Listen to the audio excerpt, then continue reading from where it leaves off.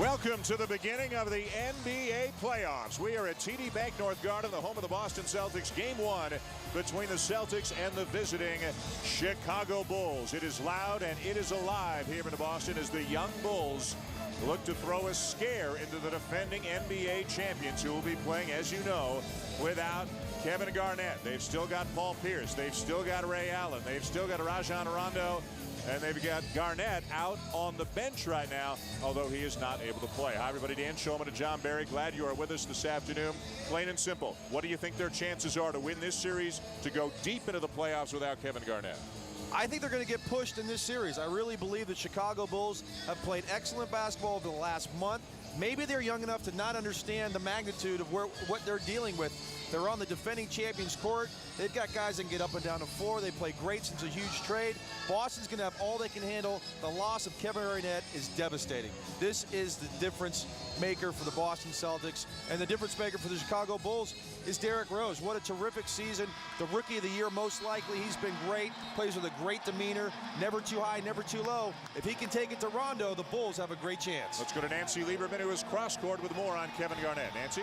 Well, thank you, Dan. Kevin Garnett's routine throughout the regular season, when he was injured, was to go in the locker room and watch the game because he couldn't stand being on the bench, even though he couldn't play. Doc Rivers thought it was important enough for him to be on the bench for the playoffs. When I talked to Paul Pierce, he said the guys prefer him here, especially the bigs. Their eyes light up. He means something to them when he speaks. By the way, Doc Rivers wore his championship ring as a reminder of what they did a year ago, but it will come off right before the game. All right, Nancy, thank you. Let's check out the starting lineups, beginning with the visiting Bulls and the likely rookie of the year in the NBA in Derrick Rose. John Salmon's not healthy, playing with a groin injury, but he's been a huge addition to the Bulls since coming over prior to the trade deadline. For the Celtics, it is Glenn Big Baby Davis out of LSU who will get the start in place of Kevin Garnett. You'll see a lot of Leon Poe as well. Still a very physical bunch with Davis and Poe and Kendrick Perkins. And Vinny Del Negro says the Bulls need to match the physical play of the Boston Celtics. Well, that is the big question. What is going to win out? Is it the physicality or is it the speed and athleticism of the Bulls front line? We saw a number of the players blowing into their hands before tip-off. The Bruins are playing here tonight, and obviously the ice is right under the court. And it's cold in this building. It's getting warmer as it fills up. But when we walked in here a couple of hours ago, it was freezing. Oh! Joakim Noah from Derrick Rose. Well, that is the Chicago Bulls right there. They have to get up and down the floor. Do not let this Boston Celtic defense set up in the half court. The Bulls are going to look to push all afternoon long. A young Chicago team. Rose is a rookie. Joakim Noah in his second year. Tyrus Thomas in his third year. A foul inside on Ben Gordon in a matchup of UConn alums, Ben Gordon and Ray Allen. Well, again, I mentioned that the Chicago Bulls need to get up and down the floor. Great push here by Rose, finding a much improved Joakim Noah. He and Tyrus Thomas have improved their play over the last 2 months this season, and they're a big reason why this Bulls are in the playoffs and got back to 500 after being 8 games under at 29-37. Such a different looking Chicago team from the beginning of the season. We'll document that over the course of the afternoon. Here's one of the best shooters in league history, number 2 in the NBA in free throw percentage this year, Ray Allen. Knocks it down. Vinny Del Negro, the first-year head coach of the Chicago Bulls. And this was a team where the pieces just really didn't fit at the beginning of the year. They had a difficult year last year, but John Paxson making a couple of trades, bringing over Miller and Salmons from Sacramento, some pickups from other places as well. And this is clearly a better team right now than it was at the beginning of the season, even with Luol Deng out with an injury. Well, and let's give Vinny some credit, too. Before this trade, this team was 7-3. They started to play better basketball. He has done a terrific job. It hasn't been just the trade that's made the difference. Vinny's become a better coach as this season progressed. Derrick Rose getting around the screen. And we have a defensive 3-second call. It'll be a technical and a free throw coming for the Bulls. Some of the new faces for Chicago. John Salmons came in. Brad Miller came in. Tim Thomas from the Knicks. And those are really the 3 guys who have been the key guys. Brad Miller has meant a lot to this young Chicago team. Well, he has. He's got playoff experience. He's a terrific passer. And he has helped Noah and Thomas become better players. And if you look at this trade was a money trade. Let's be honest, this was trying to get ready for 2010, the great free agent class. I don't think the Bulls expected to play such great basketball after this trade was made. A lot of pick and roll early with Derrick Rose and one of the bigs, usually Noah. Rose still a developing but an improving jump shooter. Salmons misses from the baseline. It'll be a shot clock violation in Boston ball. Well, Salmons, as you mentioned, with the groin injury, and he is a huge factor in this series. He's going to start out on Paul Pierce. If he can somehow play to the level of Paul Pierce, I know he's not going to outplay him on a nightly basis, but keep that matchup close. It will pay dividends for the Bulls. Perkins backing down Noah, up and over. Boston by 1. Salmons had a 38-point game the last time these two teams met. Pierce had 37. The Bulls win that game 127-121. They need to get this game in the hundreds and score a lot of points. Tyrus Thomas knocks down a 15-footer, not really known as a jump shooter, but his game has kind of evolved over the course of the season as well. I'd like that jump shot to be taken out of his game, to be quite honest. This is a guy that is so athletic. Learn some post moves, get in the paint, use your athleticism. Foul on Kendrick Perkins with the illegal screen. Doc Rivers, 5th full season as head coach of the Boston Celtics, led them to the NBA championship a year ago. Not happy with that call. What do you think Doc Rivers' biggest concern, other than Garnett? Obviously, without Garnett, what is he really focusing on heading into this series? Well, I think they have to find a way to score the basketball. Paul Pierce, obviously, he's been terrific. Ray Allen, a capable scorer, but Perkins, Poe, Davis, one of those guys has to be a factor in the post. They're not really guys that you dump the ball down to and say, hey, go get me 15, 20 points. So they're going to have to find some scoring other than Allen and Pierce. And Ray Allen stepped out of bounds. Interesting matchup. With Kevin Garnett out, Glenn Davis takes his place as the starting power forward. Tyrus Thomas, the guy that he's covering, they're best friends. Thomas and Davis were part of the Final Four team at LSU, and they are literally best friends now covering one another here in the NBA playoffs. Great look for Ben Gordon.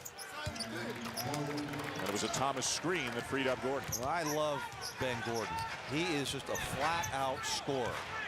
If he gets going, he makes the game so much easier for everyone else because he's got to garner double teams when he is on a roll. Pierce gets a look and knocks down the elbow jumper. Paul Pierce, the finals MVP a year ago, and he stepped up large. You look at his numbers with and without Garnett this year, and Paul Pierce really stepped it up a notch in the absence of Kevin Garnett. Well, it never fails to amaze me that he seems to be the best player on the floor on a nightly basis. And I don't care if LeBron James is out there, if Kobe Bryant's out there, Dwayne Wade. Paul Pierce, I don't think there's anybody that accepts a challenge more than Paul Pierce does on both ends of the floor. He is just, the maturation process for the last couple of years of Paul Pierce has been incredible. Noah with a block on the drive by Rondo, and back come the Bulls with the ball and a 1-point lead early here in Boston. Gordon, their leading scorer for the 4th consecutive season, at just over 20 points per game, and he draws the foul. Ray Allen didn't like the call. Our officials today, Bennett Salvatore, who's in your screen right now, Eddie F. Rush, and Michael Smith. Now the Chicago Bulls, and Vinny Del Negro admits this, that they have to get better defensively. Here we see a beautiful block by Noah, who's in the top 15 in the NBA in blocks, as is Tyrus Thomas. Start the break, but they clearly have to become a better defensive team if they want to advance in the playoffs. Now the Chicago Bulls, as well as they played down the stretch, JB, they had the number 6 spot in their sights. All they had to do was beat a non-playoff team, Toronto, at home. On the final night of the regular season, they would have been number 6. Philadelphia would have been number 7. They lost that game, and as a result, fell to 7th in a matchup against Boston instead of playing Orlando in the first. Well, I think that's a major factor. I mean, I think Orlando's a team that likes to get up and down the floor as well. It's a good matchup for the Bulls, but hey, you have to forget that. That was the regular season. They've had a couple days now to prepare for the Boston Celtics. Without Kevin Garnett, this will be a better series than most might think. Miscommunication between Pierce and Rondo, and the Celtics a little out of sync early as they turn it over for the 3rd time. And Boston and Chicago, this is the 2-7 series. The winner of this series plays the winner of Orlando, Philadelphia, and the Magic and the 76ers will get going tomorrow night at 5:30 Eastern in Orlando on TNT. What a day. This is great. We're starting off. This is a 2-month journey. games every night going on here for the first couple weeks. Oh, this is great. Noah active. Good cut inside by Thomas. Blocked by Davis. Noah gets it back. And here come the Celtics. Pierce trying to back down Salmon's fadeaway jumper. Too strong. Noah very active on the glass at both ends of the floor. 6'11", only about 230. Derrick Rose misses the jumper. Any doubt in your mind that Rose is the Rookie of the Year in the NBA? You know, for me, I think he is, but a lot of times you'll see people vote as Ray Allen misses a jump shot on who averages the most points, and that's O.J. Mayo. Right. But you're talking about a point guard that has his team in the playoffs, been very, very consistent. I think he's the Rookie of the Year. Rondo, among the league leader in steals, picks the pocket of Derrick Rose and then tried to buy himself a shooting foul at the other end, but he won't get that call. Derrick Rose among league leaders in so many important categories for rookies. Second in scoring, second in minutes, and maybe most importantly, he is a point guard, and he was first in assists among NBA rookies. And 47%, Dan. I mean, that's terrific shooting. Still got working on that jump shot. He's got a good coach in Vinny Del Negro that can shoot with the best of them, so he'll improve in that area. Ray Allen left hand, a block by Tyrus Thomas. Thomas getting tripped up, getting tangled up with Allen behind the play. Ben Gordon is open and banks it home. Well, the Chicago Bulls don't look very frightened here. I don't think there's anything that would lead you to believe that they're intimidated. They're out here to play. And playing with house money, even with Garnett out. There are not very many people who think they have a chance in this series, but off to a good start here in game one. Nice spin inside, and Pierce draws the foul on Thomas. Well, that's what the Boston Celtics are going to do, is we get 2 on Tyrus Thomas. Big factor there. Now you go to Brad Miller, not the athletic player of Tyrus Thomas, but Paul Pierce. This is what we're going to see primarily from this team. He is the only Boston Celtic player that can create his own shot and isolate. Ray Allen, more of a guy that's going to come off picks. Rondo has to take the ball to the basket. He's not an ISO type player. So you're going to see Paul Pierce primarily posting up, and you're going to see him at the free throw line, where they love to ISO him at the free throw line because that makes it very difficult to double team. And Paul Pierce, one of the best one-on-one players we have in our game.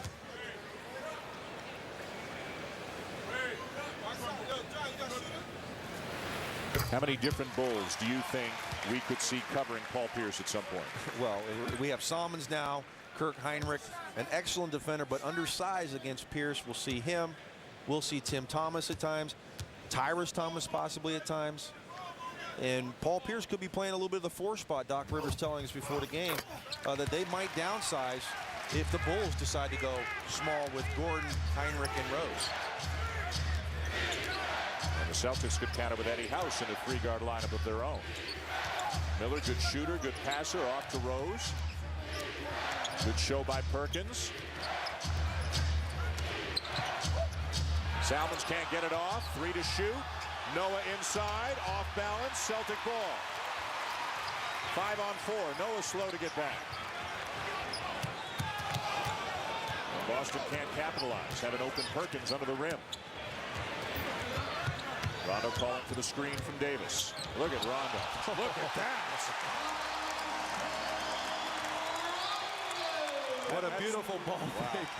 That's the product of 2 things. God-given ability and huge hands. He's a 6'1" guy with hands like a 6'11" guy. Now an air ball by Salmons. How are the Bulls going to respond to a little Celtic run here? Perkins with a reverse. Boston takes the lead.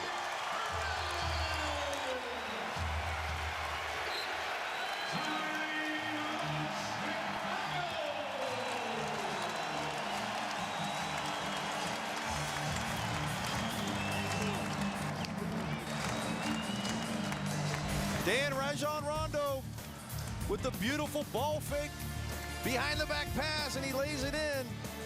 And KG before the game getting his boys ready. Come on, guys, you can do this without me.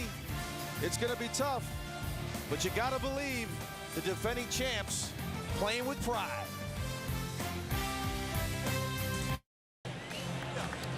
Back in Boston, the Celtics up 1 early on the Chicago Bulls. Kevin Garnett, very nice suit, but they'd rather have him in uniform. Not going to happen for a while, maybe the duration of the playoffs. Time now for tonight's Cooler Talk, presented by Gatorade. Doc Rivers. Oh, he's out. I mean, I don't think there's any way he plays. Obviously, there's a glimmer of hope, I guess, 1%, less than 1%. The longer we play, it may go up to 5%, but he's not playing.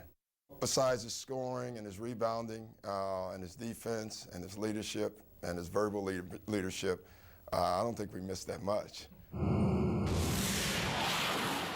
They don't miss that much besides those 5 things. But you see the Boston Celtics without Kevin Garnett. The key there is 8-5 versus playoff teams. Sure, you should beat the non-playoff teams, but you're giving up 100 points a game, 107 points a game versus playoff teams, and that's the difference of having Kevin Garnett. Yes, he's a capable guy of getting 30 points, but it's the defense, the communication, and that's why the Boston Celtics won a title last year, because they're the best defensive team in the league. Brad Miller leaves the jumper short. We should have mentioned for some of those games when Garnett was out, Leon Poe was out, Big Baby was out, Brian Scalabrine was out, so they were shorthanded in the front court. Right now they've got Poe back, they've got Davis back. They hope to get Scalabrine back from post-concussion syndrome for Game 3 in Chicago. So they're actually, even though they're without Garnett, they're healthier now than they've been through most of the last 2 months. Salmons driving by Pierce all the way to the rim, up and under and in. What a tough move by Salmons. Oh, great finish to go to the other side of the rim, gets the contact, able to finish. John Salmons, you know, he averaged 18 in Sacramento before he came over to Chicago. He's been averaging 18 for them. I think a lot of people just really hadn't seen him play. Who wants to watch Sacramento nowadays? Well, he's got to be on the short list for one of the most improved players in the NBA, as Paul Pierce is forced to foul Derrick Rose, showing some early ups. Oh, man. This guy is definitely, he's got the power speed, is what Doc Rivers says. Rondo with speed, but now we see Salmons with the finish there, getting the contact. But he talks about Derrick Rose, and it's the power speed versus just a guy that's speedy. Right. Doc Rivers says once Derrick Rose gets his shoulders by you, it's over. He's so strong, you just can't slow him down. And he's got a terrific combination of strength and speed, and maybe above all else, JB, he is such a willing learner. He goes to everybody he can find to learn everything that he can about playing the point guard in the NBA. And sometimes that's to a fault. Vinny Del Negro tells us that he tries to do everything so perfect that he's out on the floor thinking too much and not reacting. This is an instinctive game. You've got to be able to react. Like Rondo just did, finding Perkins for the and one. A beautiful pick and roll. Rondo finding a streaking Kendrick Perkins. No weak side help from the Chicago Bulls. Brad Miller has got to be over on that side of the floor to stop Perkins from the easy one. And Perkins already with 6 points in the early going. You know, you look at the Boston bigs, and they're all about the same. They all shoot a high percentage. They all average about 8 points a game, all average 4 to 7 rebounds. It's a 4-spot by committee in the absence of Kevin Garnett. Noah going right at Perkins, switches hands and drops it in left-handed. Well, that's a terrific move, and that's a move that he couldn't make earlier in the season. A much improved offensive player. You know, I really thought when he came in the league, he was a poor man's Anderson Varejao, but he has made some serious strides as Rondo knocks down the open J, and that's trouble for the Chicago Bulls if he can knock that shot with any consistency. 2 great young point guards in Rose and Rondo, and once those jump shots of theirs get better, they're going to be as good as anybody in this league, potentially. 1-point lead for the Bulls. There is Rose with the jumper along 2. It's not a pretty looking jump shot, but at 47%, obviously he can shoot the ball fairly well and fairly consistently. A lot of work over the summer to get that ball with a little more arch. Tends to shoot it a little flat when his feet aren't square. As Rondo knocks down his second one in a row. Well, just as we predicted, it would come down to a jump shooting contest between Rondo and Rose. Well, we might not have a whole lot of scoring if that's the case, but early on, looking pretty good. Rose draws the double team, finds Miller, and he misses another open look. Rondo speeding up the court all the way.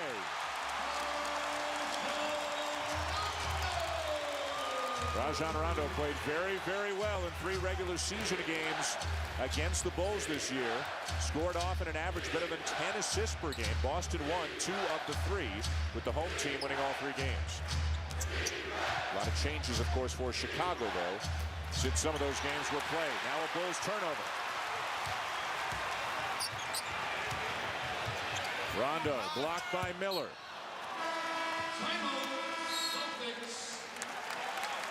Boston ball when we come back. Good point guard matchup in the early going, JB. Well, both point guards doing what they don't do best, knocking down jump shots. Rondo coming off a screen, the man goes underneath, you got to pull up and shoot it.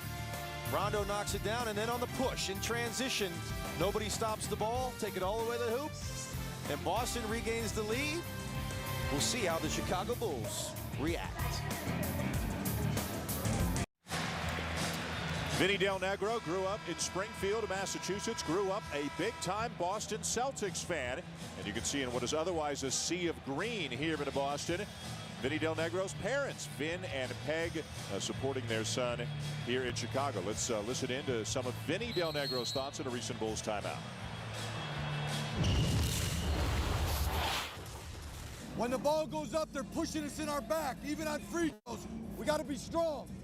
Second thing is, Brad and Joe, remember, Pierce and Allen, we're blitzing. Rondo, we're getting under, we're getting nail help. We shouldn't allow that layup for Rondo. Someone's got to be there. So Rondo, they're getting under. They're going under on the screen. They'd rather give Rondo the jump shot than the layup, but he's knocked down a couple of jump shots. It's the sound strategy, but he's making them pay so far. Well, yeah, I mean, but that's the way you have to play him. Yeah. You can't let him get into the paint. And when he says blitz, he says we're going to blitz Pierce and Allen. That means they're going to double team. They're going to trap the pick and roll with those 2 players and then go under on Rondo. Force Rondo to take jump shots. If he's going to make those shots all night long, you're going to lose. Leon Poe is in now for the Celtics, taking over for Glenn Davis, and Kirk Heinrich has come in for Chicago for Derrick Rose. So it'll be Heinrich defending Rondo right now. And Heinrich, the best perimeter defender the Bulls have. One-on-one, Perkins and Noah. Perkins off to a big start. He's got 8. He's just too strong for Noah. Noah has great length, but he cannot keep him out of the paint. You cannot let a guy back you down 3-4 dribbles right underneath your basket. Salmons with the pull-up. Miller and Noah both there, and Chicago missing some golden opportunities around the rim. A look at the NBA calendar on ABC next. It'll be game 1 between Detroit and Cleveland beginning at 3 o'clock Eastern. Philadelphia, Orlando, Miami, Atlanta with a doubleheader tonight on TNT. Then New Orleans and Denver at 10:30, completing the tripleheader on NBA TV on Tuesday, has Houston at Portland. Give me the most compelling first-round playoff series. I think Houston-Portland. I like that to go 7 games. I love this young Portland team. I think a lot of people might pick them if they had some experience. That's the only thing holding them back. But they have all the pieces of being an excellent team. It's going to be a fun series. Yep. 7 games there, I think. And of course, Portland in the 4 spot. If whoever wins that series would play presumably the Lakers in the 2nd round. Eddie House is coming in. The Lakers playing the Utah Jazz in a first-round series in a 1-8 matchup. Paul Pierce out, Eddie House in. So a smaller lineup right now for Boston. It's Rondo, House, and Tony Allen. Really 3 guards in the game right now for the Boston Celtics. And we talked about Salmons having the groin problem. He's off to a 1-for-4 start, and it just doesn't look right. And Vinny Del Negro told us before the game that, hey, sometimes he can go out and it gets warm, it gets loose, and everything's okay. And then there's other times that he just can't get stretched out and feel good. An 8-0 run right now for the Boston Celtics. Here's Salmons driving by Allen, finds Heinrich. And another Chicago turnover. There's 6th. Well, one other aspect of this series that we haven't mentioned is the health of Danny Ainge, the Vice President General Manager of the Boston Celtics, suffering what was termed a mild heart attack 2 days ago. And the 50-year-old Ainge continues to recuperate at Mass General here in Boston. And we certainly send our best to Danny Ainge for a speedy and full recovery. From what we understand, could be released as soon as tomorrow, although there's no confirmation of that. We don't know if he's allowed to watch the game in the hospital, as Eddie House misses the 3, but we certainly hope Danny's doing well. Absolutely, I concur. I sent him a text, and hopefully he's great. That's a scary thing. Yep. Inside, Joakim Noah, left hand again. Well, this has been a terrific start for the Bulls. They're right here, down 3 with a minute to go in the first. You never know what might happen with a young ball club, but they've come out, taken the lead. They've played their style of basketball. Other than the turnovers and Rajon Rondo getting to the basket at will, everything's been okay. And Derrick Rose just lifted his hands in the air towards Brad Miller as if to say, where were you with the help? And Derrick Rose says, anything Rondo can do, I can do better. And now it's Rondo looking at Leon Poe saying, you got to stop the ball. Well, both these point guards have been able to get into the basket. You have to have someone meet them outside the paint. If you meet them in the paint, it's too late. How about Rondo with a quick 10 here to start the first quarter? Maybe he's going to be that third guy that can score other than Pearson Allen. Let's go to Nancy Lieberman for more. I had an opportunity to talk to Derrick Rose today. He was telling me it was so important for me. Last week, I called B.J. Armstrong. I said, B.J., I know you're my agent, but you've been here. You have 3 rings. They went to lunch. He asked him what it was like for the next level, how the playoffs would translate out of the regular season. He was looking for the next level information. That's the type of guy that Derrick Rose is. BJ told me, he goes, you know, one thing about him, he likes to listen, he likes to learn, and then he likes making the adjustments. He knew how important the playoffs were for the Bulls. Nice when your agent has been in that situation before. Former Bull and a point guard, guys. All right, Nancy, thank you. Great stuff. Rose again, the lob for Noah. Joakim Noah with 8 points already, and Derrick Rose has assist number 4. The first time you played in the playoffs, what struck you the most? How scared I was. No, you know what? It's the intensity from the opening tip until the end. Every possession so valuable. Mikey Moore misses on a good feed from Rondo, who reaches in and fouls Rose. Well, how about Derrick Rose? Is this his 10th season in the league? This guy is unflappable. Again, a great push here, a no-look lob pass right on the money to Noah. That's the second time already today we've seen the lob. He is running the show. He hasn't turned the ball over. And Derrick Rose seems to be in complete control of his game right now in his first playoff game ever. Stephon Marbury will make his playoff debut as a Celtic. Didn't play a whole lot in the last 20-25 games towards the end of the season for Boston, and really did not have, I think, the desired impact that maybe they expected from him. Ray Allen is back in as well. And Derrick Rose is back to the free throw line, where he's already 3 for 3 today. You know, on your Marbury point, there's just players that are guys that need the basketball in their hands. I mean, you look at Allen Iverson, who went from Denver, which is an isolation team that get up and down the floor, to Detroit, and we know it didn't work out. And I think it's the same thing here with Marbury. He's a guy that loves to have the basketball in his hands, makes plays for himself first, and his teammates second, and that's just not the style of basketball the Boston Celtics play. The only thing it really allows the Celtics to do is when Eddie House comes in, he comes in as more of a shooter rather than a backup point guard, so it frees up House a little bit. Well, yes, you need someone to handle the basketball. That's not what Eddie House does. Yeah. But again, that's a very small backcourt. And when you get into teams that have big backcourts, you just can't play these two guys together. So Boston looking to hold for the final shot. Chicago on a 7-0 run right now. An impressive first quarter on the road. They're the first playoff game here between the Bulls and Celtics. Rondo stutter step, driving again. Unstoppable. Rose with some time. As the first quarter comes to a close, all knotted up at 28. And how about the play of the 2 young point guards? Rajon Rondo, who of course has been through all this before, and Derrick Rose playing in his first ever NBA playoff game. We are off to a good start. Boston and Chicago, no Kevin Garnett for the Celtics. Rondo trying to pick up the slack. Derrick Rose carrying the load to the other end for the Bulls. It is tied at 28.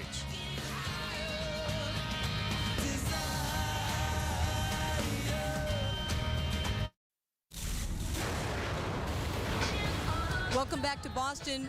Bulls coach Vinny Del Negro, how important was it for your team, a young team, to get off to this type of start, especially here in the playoffs? Well, I think it was important. You know, I thought we were aggressive at times, got a little out of sync at times. We got to control Rondo a little bit better. He had a nice first quarter with his penetration, but we got to control them, but I liked our effort. Besides Rondo's 12 points, you did a great job. How do you slow Rondo down, especially in the half court? Well, we'll change up our coverages a little bit on him, but, you know, he made a couple jump shots, but he got to the basket a little bit too easy, so we're going to have to get in and help a little bit on that penetration. Okay, thank you. Dan? All right, Nancy, thank you very much. Well, Rondo, the high score in the game, at 12 first quarter points. On the bench right now, it's Marbury and House in the backcourt for the Boston Celtics. Tim Thomas is into the game and now for Chicago. Second time around with the Bulls, picked up from the Knicks earlier this season. Gordon using the screen, finding Brad Miller, and Miller knocks down his first shot now with 4 attempts. So Chicago got to the end of the first quarter, JB, tied with Miller scoreless and John Salmons having only 2 points. Well, no, you couldn't draw up a better start for the Bulls. On the road, tied after 1 with the defending champs. Derrick Rose certainly doesn't look intimidated. A great sign for the Chicago Bulls in the first quarter. And again, 3 guard looks for both teams, and that means Eddie House is getting some minutes, and he knocks down a long 2. Eddie House, by the way, set a Celtic franchise record this year for the highest single-season three-point percentage. Made 6 out of 9 in the game in the season's final game to break Danny Ainge's record.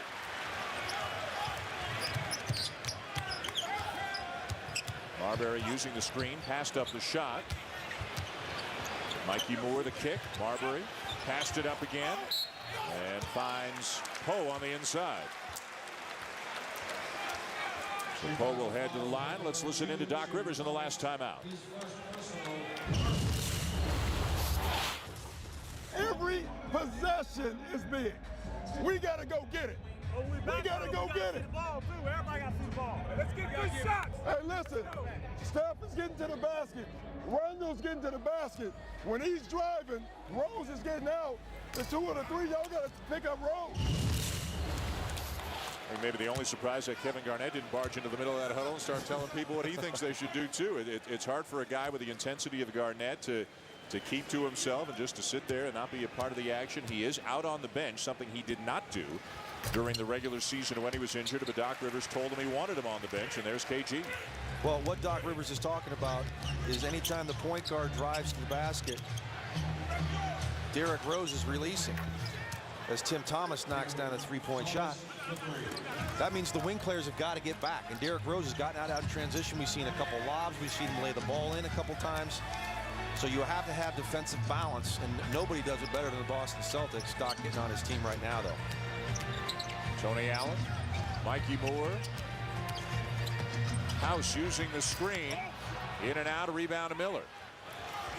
Chicago will push at every opportunity. Ben Gordon gets inside. Wanted a foul call. Here come the Celtics. Heinrich slows down Marbury. Marbury the kick. Eddie House for 3. Poe on the glass, and Mikey Moore comes up with the follow. Well, you have a small lineup. Tim Thomas at the 4. Can't give up offensive looks as Rose misses the easy one. Tied at 33 early in the second. The NBA playoff opener. Game 1 between the Bulls and Celtics. Don't forget Cleveland and Detroit coming your way on ABC a little bit later on this afternoon. Poe, left hand. Boston takes the lead.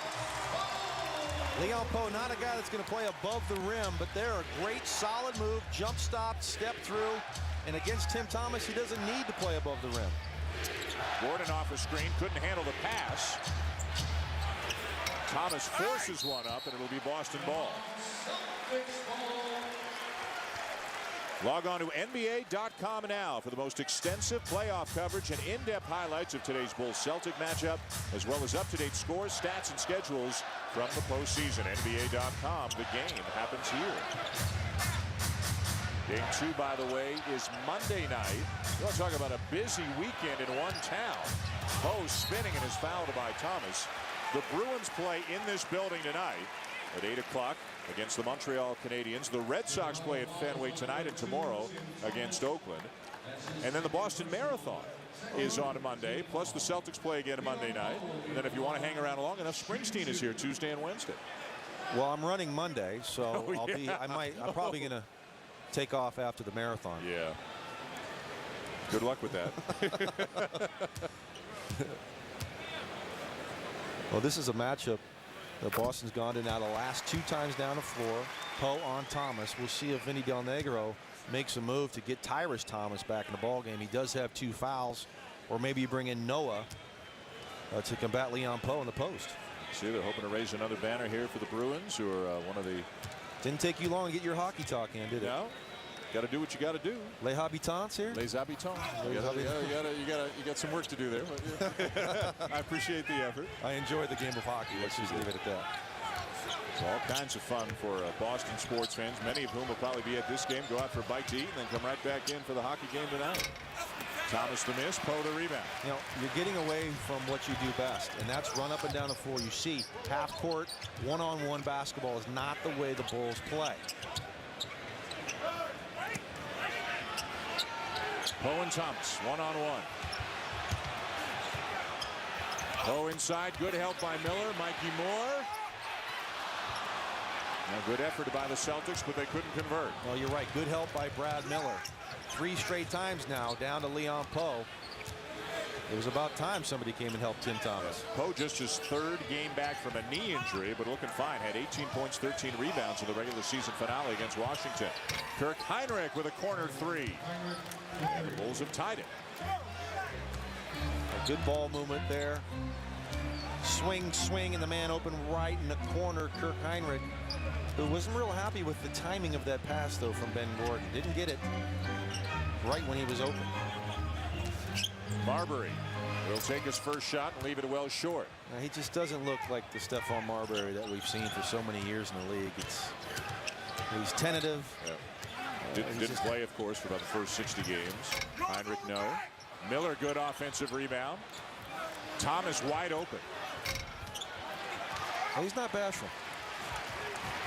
Spoken by someone who wasn't known to be bashful himself. Tony Allen a little strong, and now both teams have gone cold. Nothing wrong with not being bashful, is there? Absolutely not. Rose inside and draws the foul as he goes tumbling into the folks underneath the basket. Tied at 36 here in the second in Boston. Back here at TD Bank North Garden, the home of the Celtics, tied up at 36. The Bulls with a very good effort in the early going. We talked about how crazy this weekend is for Boston sports fans. A lot going on in Chicago as well, and all things Chicago. In-depth coverage of the local teams from a Chicago perspective. Cubs, Bulls, Hawks, White Sox.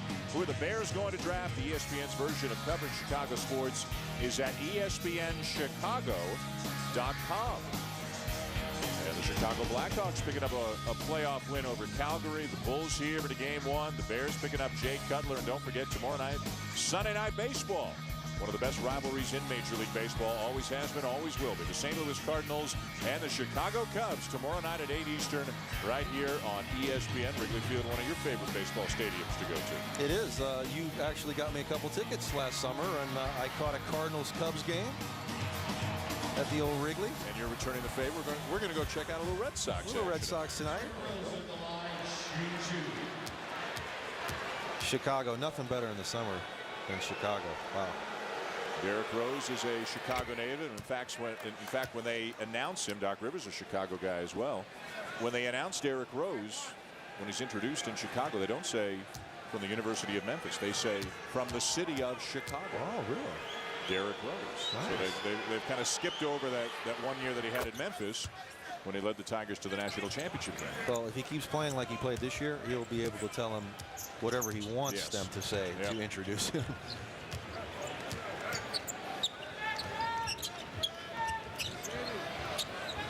Then Davis back in now for Boston, off to Marbury. It'll be Davis. Yes, Glenn Davis has developed some pretty good range on that jumper.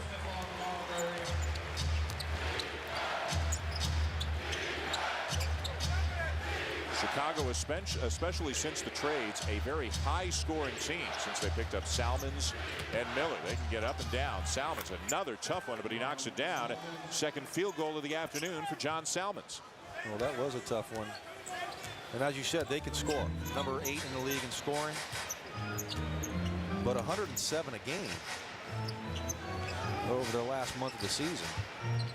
Certainly a capable team, and they know that they have to play better defense if they want to be one of the elites in this league. Marbury misses the floater, and Chicago looking to push. Miller finds Rose, and Rose tries to lob it for Thomas. I think Ray Allen got back there and deflected it away.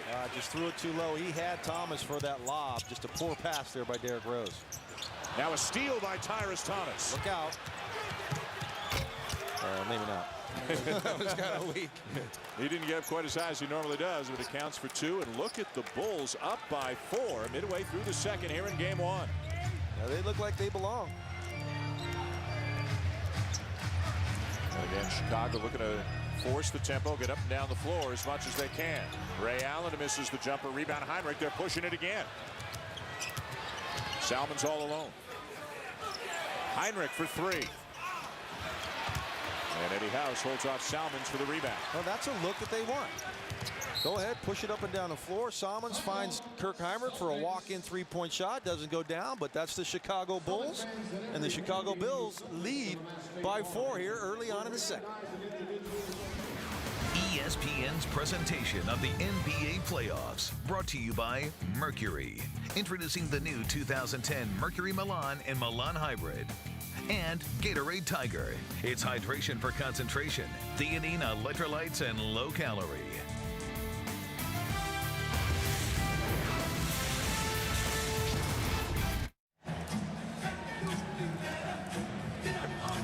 Back here in Boston, the Celtics are trailing the Chicago Bulls by 4 right now. And a check of the NBA calendar shows us that ABC will bring you game 1 of the Pistons and the Cavaliers beginning at 3 o'clock Eastern today.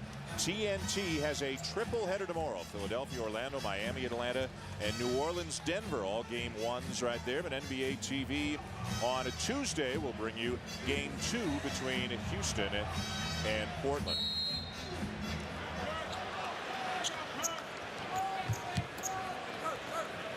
Rajon Rondo back into the game, sat out the first 6:45 or thereabouts of the second quarter. Immediately finds Ray Allen, and Allen is now 0 for 5. JB. Salmon, Chicago forcing the issue again. They continue to get out quickly and get to the rim. Well, that's why they have the lead. They're plus 11 now in fast break points, and they're plus 6 from the three-point line because, as you mentioned, Ray Allen yet can make a field goal. And this is the Bulls' largest lead of the afternoon. Offensive foul, Kendrick Perkins. Number 2 on Perkins. The Boston Celtics, the #1 three-point shooting team in the league. Percentage-wise this season, Chicago #6. That's going to be a big factor in this series. Who can shoot the 3-ball well? Boston has not made a 3 so far today. Salmons misses a baseline jumper. To back come the Celtics. And Rondo finally back in the ball game. Pierce still haven't made a 3. Out of bounds to Chicago. The Celtics are 0 for 5 from beyond the arc. And they've all been good looks. You have Ray Allen wide open from there. You have Paul Pierce at the three-point line wide open. Obviously, you take those at all times.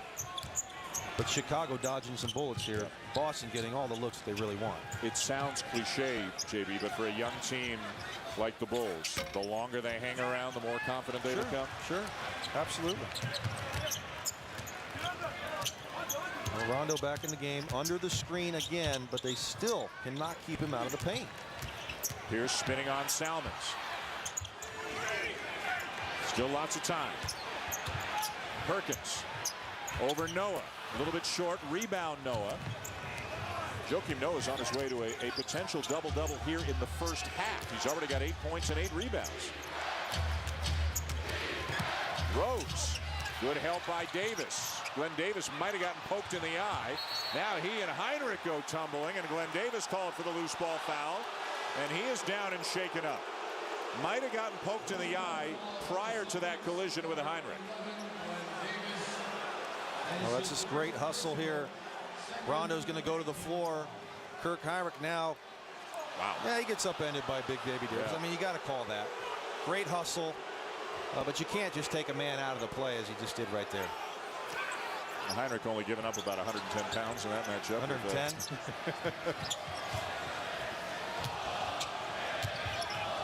Jordan. Noah. Shot clock at 4. Now 2. Does Rose realize it? He does. And hits it. Derrick Rose with 1 on the shot clock. How about the Bulls with an 8-point lead here in the Garden? Derrick Rose, terrific basketball right now. 13 points, 5 assists.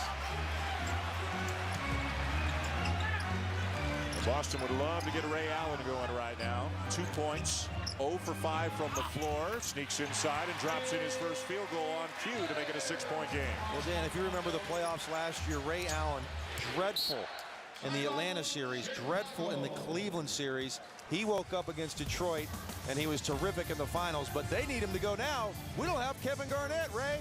They need you, baby. Let's go. 1 for 5 is not getting it done. Well, off the top of the show, John Barry said he thought the key matchup in this series was at the point guard position. Rajon Rondo, third-year player, and rookie Derrick Rose, and they have both been outstanding here today.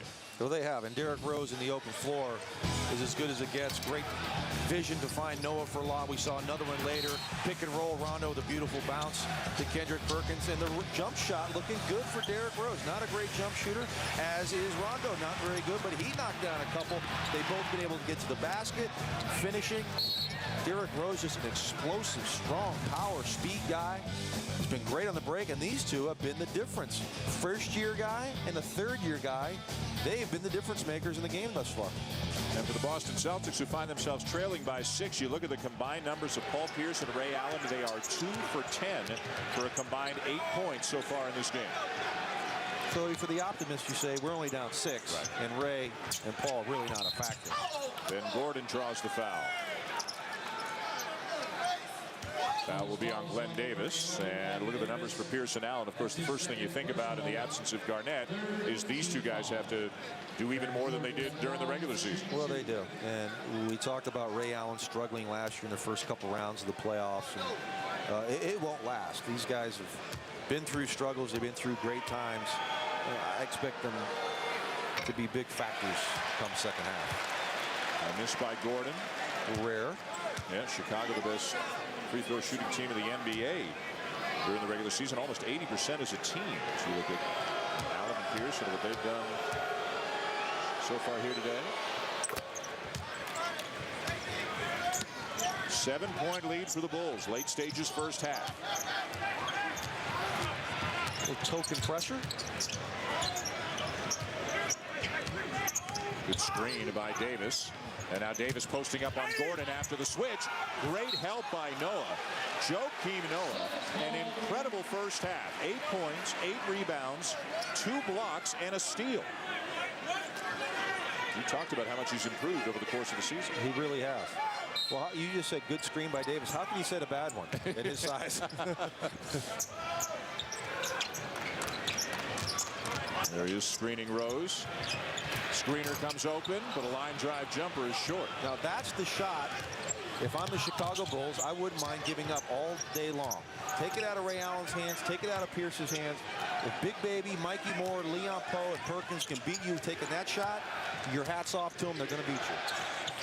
Noah inside from Rose. What a look. How about the confidence of this Chicago Bull team?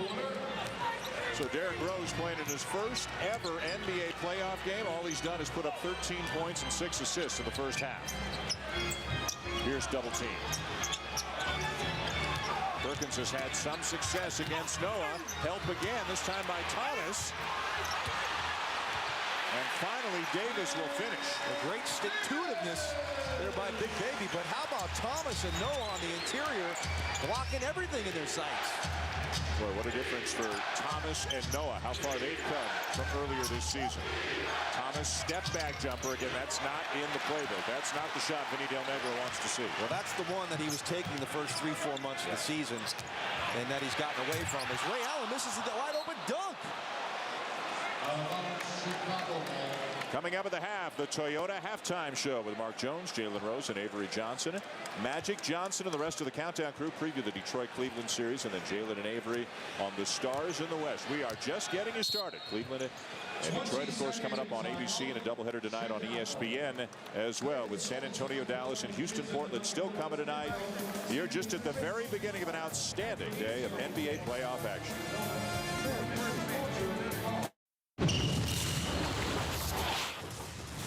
We got to swing the ball. Once we swing it and we attack, we get wide open shots. If you catch it and hold it, the rotation catches up. Don't catch it and hold it. Catch it and move it out if you don't have the shot. I'm going to keep saying it, guys. Keep trusting the next pass. All right? They got us shooting quick. They're killing us on the other end. Keep trusting the next pass. All right? And we got to get back. Yeah, they got to get it back because the Bulls are pushing the tempo. Well, how about making some shots if you're Boston? 6 for 23 here in the second quarter, primarily because they're not getting it done in the paint. After 16 points in the paint in the first quarter, they just have 6 here in the second. And Allen and Pierce now combined 2 of 11. Brad Miller. This could actually be worse for the Celtics. The Bulls have missed some open jumpers and some offensive rebounding opportunities where they've gotten the rebound but haven't been able to finish. This could be more than a 7-point game. Salmons after the turnover. And Chicago leads by 9. Careless turnover, Paul Pierce. They just look out of sync offensively. I mean, Leon Poe being the go-to guy there for 4 or 5 straight possessions. Haven't seen Pierce at the top much. We just did there. He did turn it over, but they look out of sync here on the offensive end. Second personal on Salmons. Foul to give, non-shooting foul to be Boston's ball. 34 seconds to go here in the half. Some looks of concern on the Boston Celtic bench. No Kevin Garnett. Doc Rivers says it is unlikely he will play at any point of the playoffs, no matter how deep they go. Although the further they go, he gives it a slightly better percentage. Nice penetration by Rondo, and he finds Davis. Oh, that was terrific penetration. What a move. He brought the ball up over a defender, split 2 defenders to find a wide-open Big Baby Davis for the finish. Foul to give for Boston, about a 4.5-second difference between the game clock and shot clock for Derrick Rose, who's had a sensational first half, and the Chicago Bulls. Rose with a crossover. Miller kicks. And a 3-second call. ABC is your destination for the NBA playoffs tomorrow. It's Darren Williams and the Utah Jazz taking on Kobe Bryant and the Los Angeles Lakers. The NBA playoffs on ABC tomorrow with 3 Eastern. Coverage begins at 2:30 Eastern with GMC NBA Countdown. A look at the brackets for the West. The Lakers, of course, the 1 seed easily won the conference. Utah, a lot of injuries this year, but still really struggled down the stretch. Did not play their best basketball down the stretch. They're the number 8 seed. I think I know your answer, but again, who do you think is a potential surprise team here in the Western Conference? Well, I like Portland, but I'm going to keep my eyes on that Dallas-San Antonio matchup. I think Dallas has a great opportunity to go into San Antonio and win one of these first 2 games and win this series. They played terrific basketball down the stretch. Biggest reason why Chicago's winning today? That's a good question. Biggest reason why Boston's losing. No, I'll tell you, better way to say it. Derrick Rose has not played like a rookie point guard. He has had complete command of his game. He's passing the ball extremely well. He's knocked down jump shots. They're getting out on the break, and the Celtics, to me, offensively are out of sync. They don't know where to go with the basketball. And Chicago's athleticism really winning out right now. 5 seconds in the half. Chicago ball. Another Celtic turnover. Chicago ball.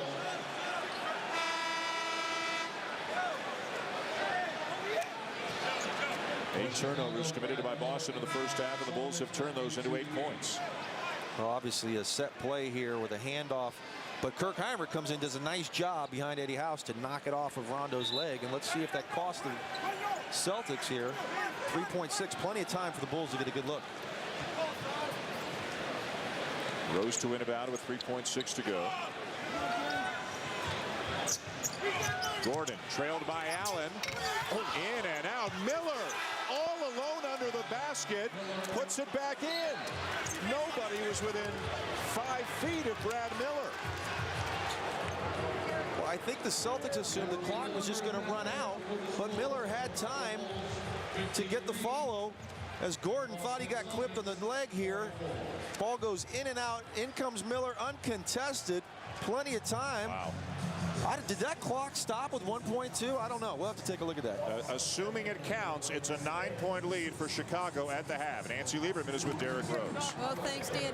Derrick, the experts said before the game, whoever won the battle controlling their basketball team, the tempo, would win this game. Tell me, how do you assess your matchup with Rondo? Oh, it's real hard. He's a good player, leads the team, a good guy. He runs it. I'm just trying to stay focused, push the ball, and try not to turn over the ball because it's crucial in this time. What did your team do defensively to limit Pierce and Allen to only 8 points? Just help when we needed it. Help side stepped in when they was driving, and we were just playing team defense. Okay, thank you. Dan. All right, Nancy, thank you. They continue to review that last basket in case the clock stopped. For the moment, it's a 9-point lead for the Bulls. Coming up at the half, the Toyota halftime show with Mark Jones, Jalen Rose, and Avery Johnson. A look ahead to the Detroit-Cleveland series and all the rest of the action that's coming your way. Jalen and Avery will tell you about some of the stars to look for in the Western Conference as well. Here in the East, a surprising first half, despite a great half by Rajon Rondo. It's the Chicago Bulls who have the lead in Boston at halftime of Game 1. The Toyota halftime show comes your way after this timeout.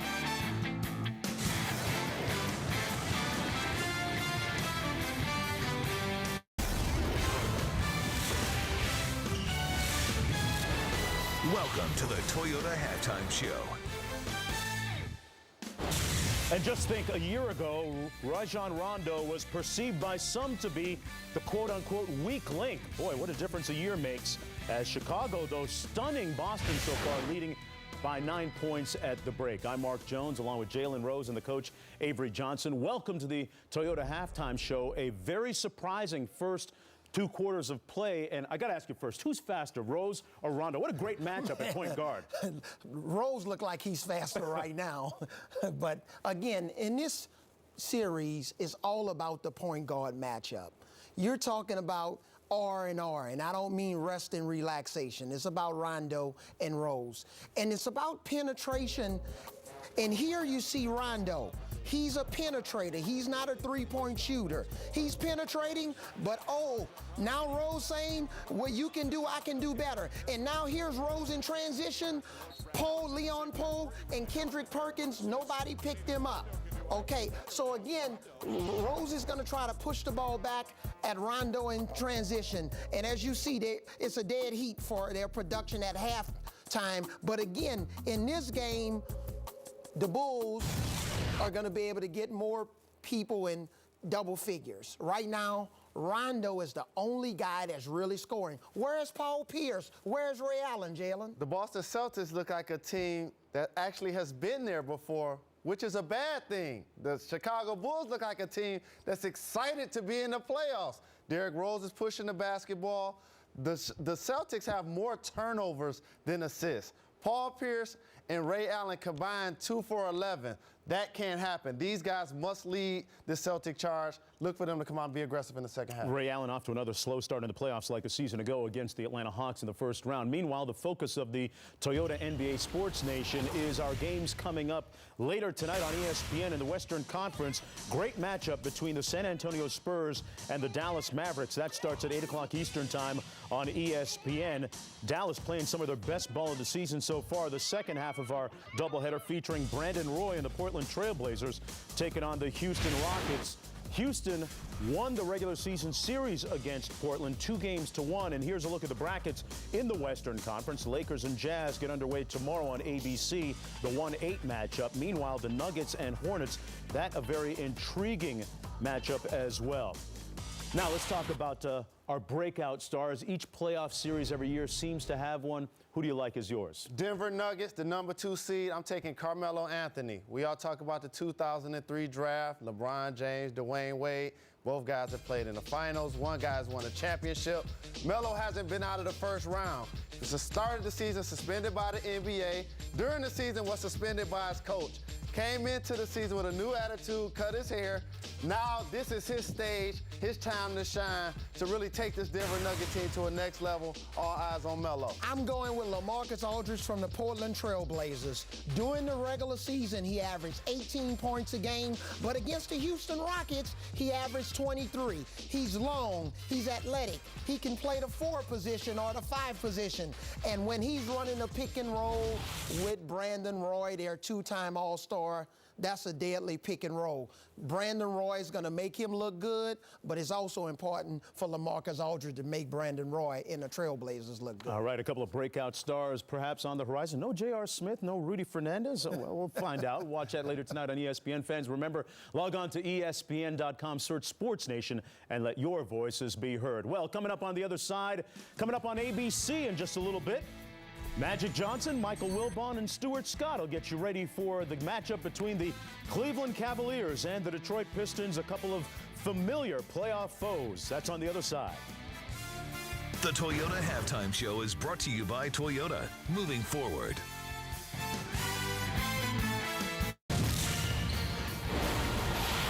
Welcome back to the Toyota Halftime Show.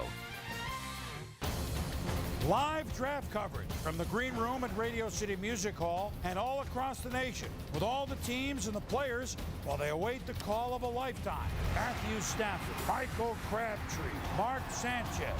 Join me, Chris Berman, plus Mel Kiper and Todd McShay for our 30th year covering the draft. It all begins Saturday, April 25th at 11 a.m. Eastern on ESPN. Well, if LeBron James is Batman, there's his Robin, Mo Williams, with all of 5 career playoff games. Cavs and Pistons coming up at 2:30. Right now to the Countdown Crew. Hey, Jonesy, we will see you 2:30 p.m. Eastern on ABC GMC NBA Countdown as we get you set for Game 1 of LeBron and the Cavaliers against the Detroit Pistons. Mike Wilbon and the Hall of Famer Magic Johnson in the studio with me. Guys, for the first time in their history, the Cavaliers have the #1 record in the NBA in the regular season. But does that mean that going into the playoffs, they are the best team in the league right now? Well, I feel that the Lakers are the most talented team. I didn't say talented. I'm saying, are the Cavs the best team? Well, I think that the Lakers are the most talented and the best team in basketball. And we'll get a chance to see this in the playoff come June, hopefully, this matchup between the Lakers and the Cavs. Cavaliers are the best team in the Eastern Conference. But I don't think that was my question, though. But are the Lakers in the playoffs? Because the Lakers are defending Western Conference champions. The Lakers are a better team, Stuart, now than they were last year. Okay, so why are the Lakers a better team now than the Cavaliers are now? Because Bynum puts everybody back to their natural positions. Gasol gets to go play power forward. Lamar Odom now moves from a starter to 6th man. That makes the Laker bench so much stronger and better because Odom allows everybody else, Farmar, Vuacek, all them to play free and easy, and he allows them to get out into the break in the open court and get easy transition points. But Cleveland has home court throughout the playoffs, which would mean if it's against the Lakers in the finals, 4 games in Cleveland, only 3 in LA if it goes 7. How does that affect your best team? Can I jump in? You can jump. Absolutely, please Michael, do. Just excuse me for one moment, okay? Let me set Stuart straight. If you're the best team in basketball, just like when I played, it doesn't matter who has home court. We only had home court a couple times when we won 5 NBA championships. Make no mistake about it. If you're the best team, you can go in on the opponent's home court and win a game. And the Lakers, to me, top to bottom, 1 through 12, is the best team in basketball. Now, will they prove that in June? We all have to wait and see. But also keep in mind, the Lakers have already beaten Cleveland. The one legitimate defeat Cleveland had on its home court this year, who handed it to them? The Los Angeles Lakers. And as Irvin started talking about last year, Laker defense so much better with Andrew Bynum. Not only do people get to play their real positions, they get to play better defensively. Mark Jones, I feel duly chastised. I'm just going to throw it back to you. Magic is setting me straight. Hey, don't sweat it, Stu. Really, ain't nothing. Hey, Derrick Rose, so much for the stage fright, guys. 13 points, 4 assists for the rookie in the first half. Second half coming up. The Toyota Halftime Show is brought to you by Toyota, moving forward. Now it's time for the McDonald's I'm Lovin' It highlights.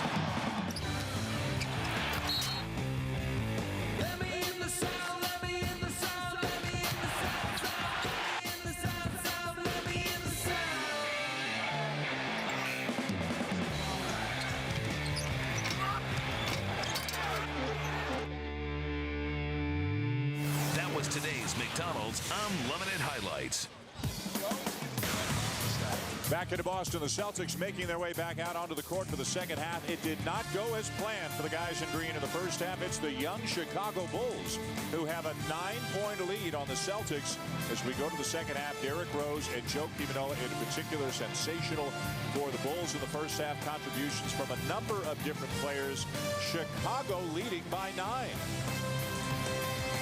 Dan Schulman, John Barry, back with you here at TD Bank North Garden. We talked a lot about the absence of Kevin Garnett for the Boston Celtics. You would expect, if you're a Boston fan, guys like Pierce and Allen to raise their game to another level, as they have done so many times in the past. Didn't happen in the first half. Well, it just hasn't. And I think that's been by design. Chicago's done a nice job defending these two. They've been letting Rondo and Perkins be the primary offensive threats to the Celtics. But you got to have these guys at some point be a factor. And Paul Pierce started out the game struggling. Good one-on-one defense. Ray Allen just dropping the ball. They played sluggish, turning the ball over. Ray Allen with a wide-open 8-foot jump shot that normally he knocks down. Couldn't do it. Miscommunication here. Turnover. And again, Ray Allen to the basket for an uncontested dunk. He can't knock that down. Block shots. Chicago, let's give them credit. They've been active on the defensive end. It's led to transition points for them. 53 at the break, up 9. Terrific start for the Chicago Bulls. And for Pierce and Allen, just a combined 2 of 11 from the field in the first half. Just 8 points between them. Chicago leading 53-44. Game 1. And here in Boston, game 2 will be Monday night. And the NBA playoffs continue on ABC and ESPN today. On ABC at 3 Eastern, game 1 between the Pistons and the Cavaliers in high definition as well. And then tonight on ESPN and ESPN HD, a great doubleheader as we send you west. It'll be game 1 between Dallas and San Antonio, followed up by Houston out in Portland. A look at the East brackets. Cleveland and Detroit, as mentioned, starting on ABC. Not that far from now. Atlanta will take on Miami.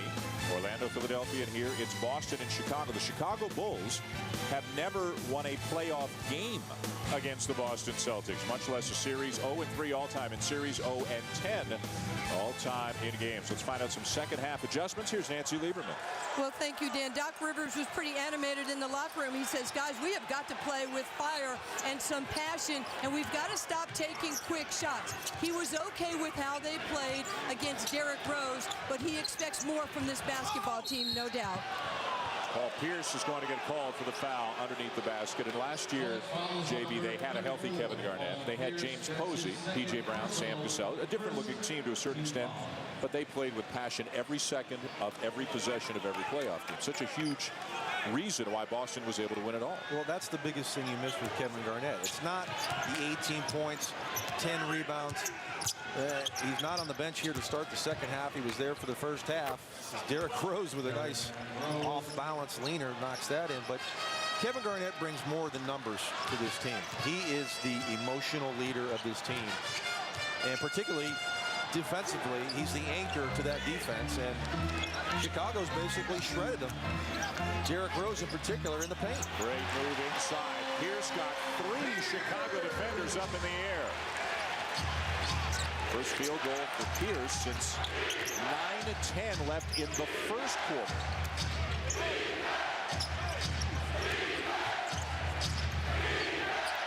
Gordon double team down on the perimeter. Shot clock at 7. Gordon with a switch. Jumper over Davis. Rebound Perkins. Rondo, nice look ahead. And Thomas wraps up his good buddy Glenn Davis. You know, those are things that just shouldn't happen in the playoffs. I mean, we've seen too many plays of guys going coast to coast with no one stopping the basketball. They are just a simple leak out by Big Baby Davis.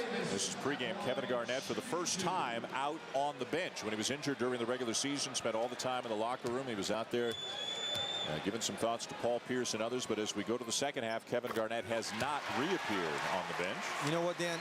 I think it's so difficult for him to sit and watch his team that he is just going nuts over there. And I wouldn't be surprised if he just said, look, Doc, I can't handle this. I cannot sit here and watch my team particularly struggle here in the first round against a Bulls team that they should beat. I just think it's too tough for him to sit here and watch. Doc Rivers told us before the game that about a week ago, they had legitimate hopes that Kevin Garnett would be able to return to the playoffs, but to quote Doc, it took a turn for the worse. They watched him run up and down the court a couple of days ago. And right now, Doc Rivers estimates maybe a 1% chance he'll return at some point. If they get very deep into the playoffs, Doc said maybe up to a 5% chance, but at least publicly, the Celtics are portraying this as if they will not have Kevin Garnett at any time. Well, I think you have to do that. You can't have a team hoping that a guy comes back. If you say, hey, he might play the next game, as we got 1 second here, Noah's going to throw up something called a jump shot. You berries are so critical of other people's form. It's not a pretty jump shot. No. Let's put it that way. Much improved player, though. You know that. Pierce. Paul Pierce getting it going here in the second half.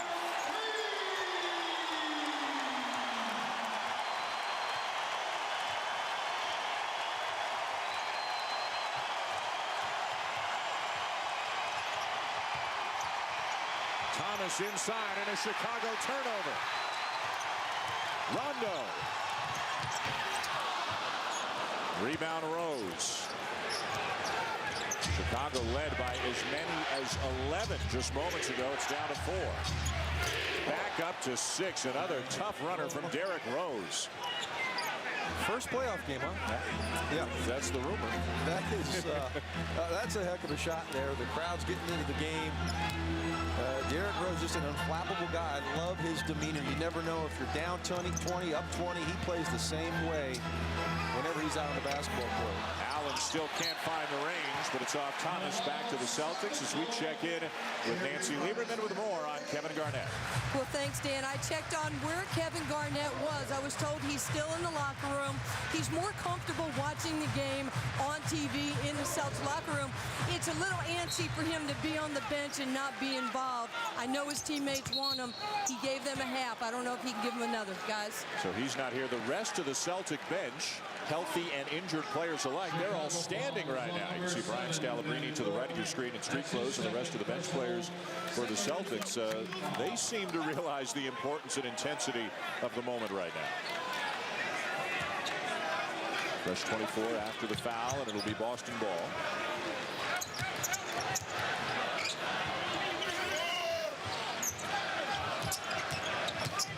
Rondo, look away, off to Perkins, beautiful.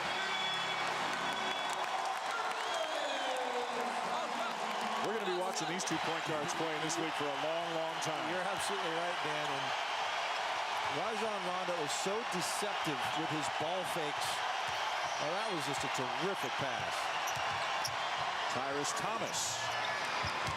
The 10-footer was good for Thomas. I don't mind that shot. He got to inside the paint. He's athletic enough to get to where he wants to. As Paul Pierce said, enough of this first half. I'm going to be a factor. A couple quick threes here to start the third quarter. After Boston did not make a three in the first half. Derrick Rose again. Is that 19? That is for 19. Derrick Rose to go with 7 assists?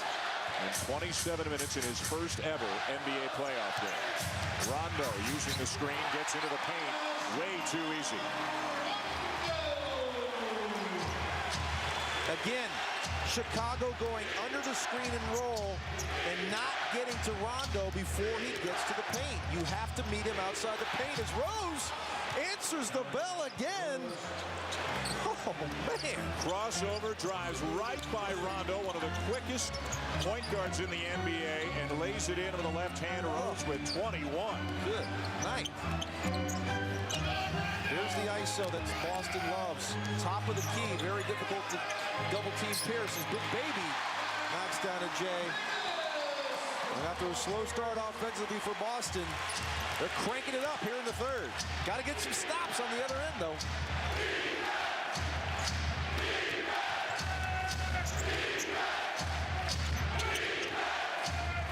Rose again using the screen and again knocking it down.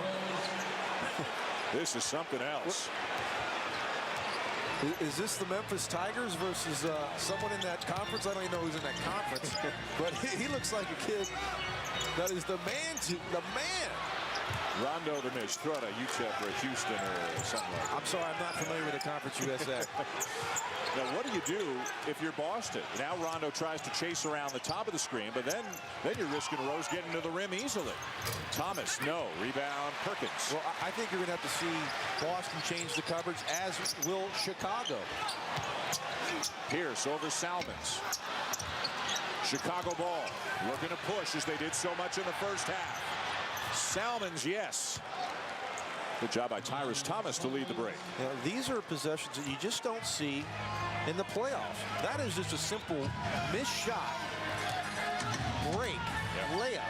You can't allow that to happen in the playoffs. I'm surprised the Boston Celtics are allowing this to happen. Fast break points, JB. 17-4, Chicago. Perkins blocked by Thomas. Shot clock never reset. Never reset. And Perkins knocks it down, and the only reason he knew he even had to shoot is he turned back and Rondo told him he had to shoot. Ben Gordon is fouled. Well, has this heated up a little bit, Dan? Wow. The point guards, they were the difference in the first half, and they haven't disappointed here in the second. Rondo and Rose just putting on a show. Rondo pick and roll again under the screen, all the way to the rim with a beautiful finger roll over Noah. And Derrick Rose with a beautiful cross and finish with the left. Answering the bell. Any run the Celtics make, Rose says, I can do better. Bulls by 5.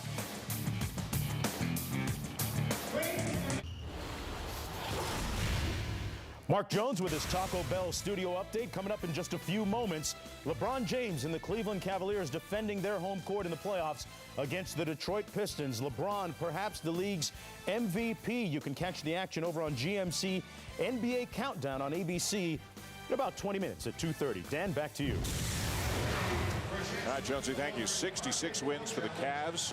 Home court advantage all through the playoffs. LeBron James, I think most people would say, with the numbers and the improvement on defense, the best season he's had in the league. Oh, I think no question. He's probably going to win the MVP.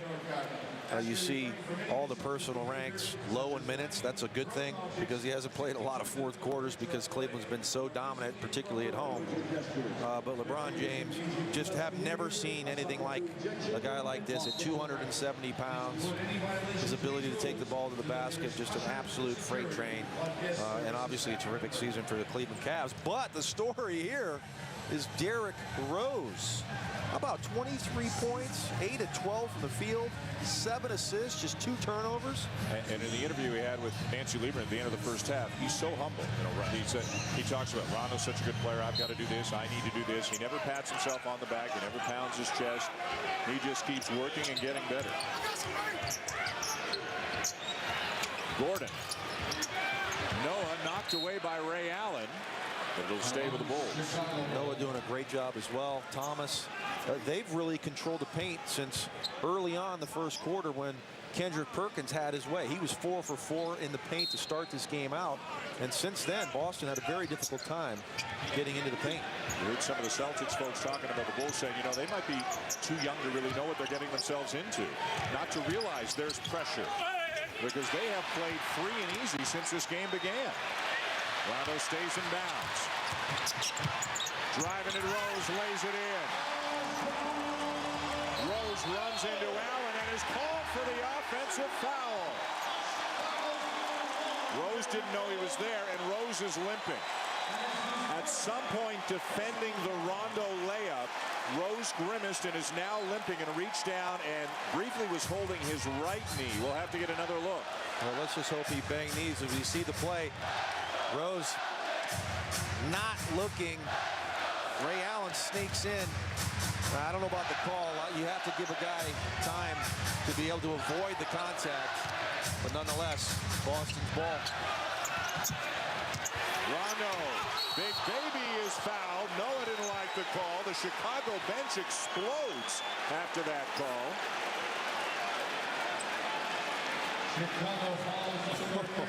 Hey. Well, let's see what happens here. Big Baby coming in for the big dunk, and Noah coming over, and that is all basketball right there. Noah with a nice play. No question about it. That was all ball. That should not have been a foul. Break for the Celtics. Davis to the line. And 2 tough calls here going against the Bulls. How are they going to react? Boston with a chance to get within 1.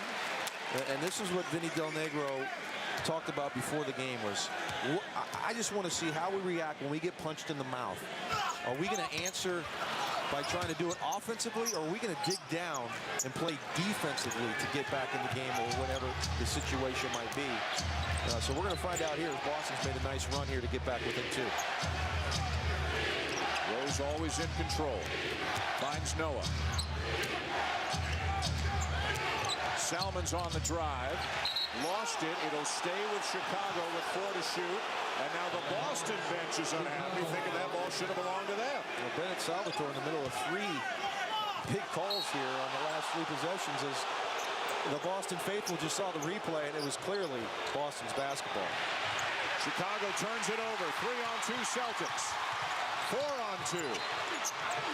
Pierce for 3. That would have given them the lead. It might have shot the roof right off this building. Exactly. Salmon's quick trigger. Well, I know this team wants to get up and down and run, Dan, but right now, as Boston's making a little run, that's probably a shot Vinny Del Negro didn't have in his mind. Bulls have now missed their last 6 threes. Chicago has led most of the game, led by as many as 11 earlier this quarter.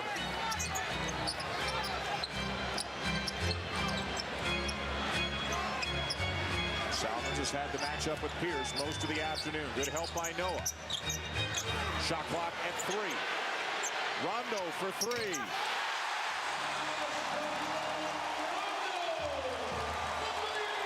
Here comes the crowd, Dan.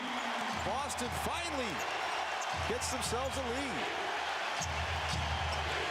But they don't hold on to it for very long.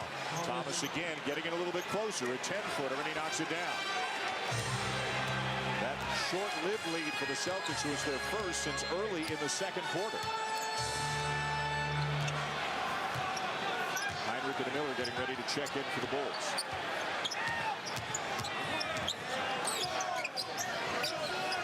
One-on-one, Pierce and Salmons. Step back jumper. And a collective groan from the crowd here in Boston.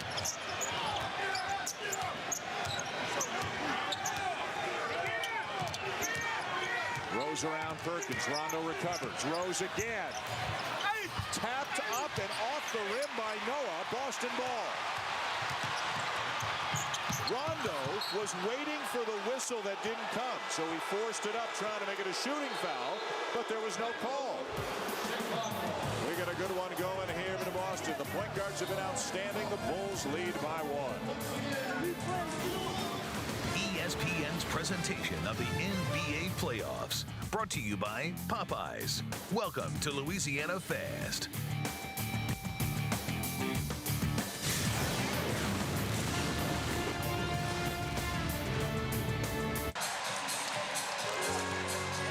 The Chicago Bulls care about the community. The Bulls, led by rookie Derrick Rose, recently helped hundreds of local students set a Guinness World Record for the world's largest assist. The group's successful endeavor showed that with teamwork, anything is possible, especially when a 6'11" guy helps you up to the rim. The NBA, where caring happens. Well, we have seen 8 assists from Derrick Rose so far today, not to mention 23 points. That's not the real Ray Allen. Ray Allen doing his thing, but struggling today. Derrick Rose is not struggling. He has been off the charts. Kirk Heinrich get along with Brad Miller now for Chicago. Salmons. The rebound, Rondo. Rondo's been no slouch himself with 19 points, 5 assists, and 5 boards. Well, I think if you're Boston, you look at the positives. Ray Allen just 1 of 8, 4 points, and yet you're in a 1-point ball game. Allen around the screen. The kick, wide open, Glenn Davis. That's It's becoming an important part of the Celtics offense. Remember, Davis is getting a lot of the minutes that Kevin Garnett would normally have. And that's the shot that Kevin Garnett would normally have. He sets the pick. Off comes Ray Allen. And Davies able to knock it down as we get another turnover. 12 now for the Bulls.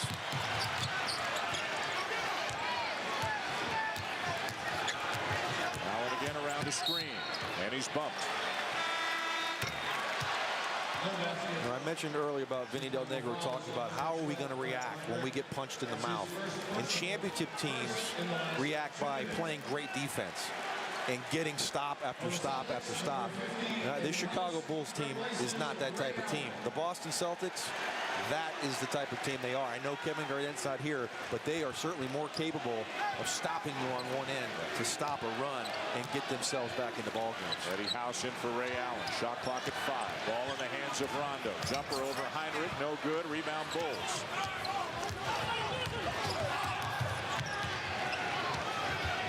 Salmons, and Pierce forces another turnover. John Salmons struggling at times today. He does have 10 points.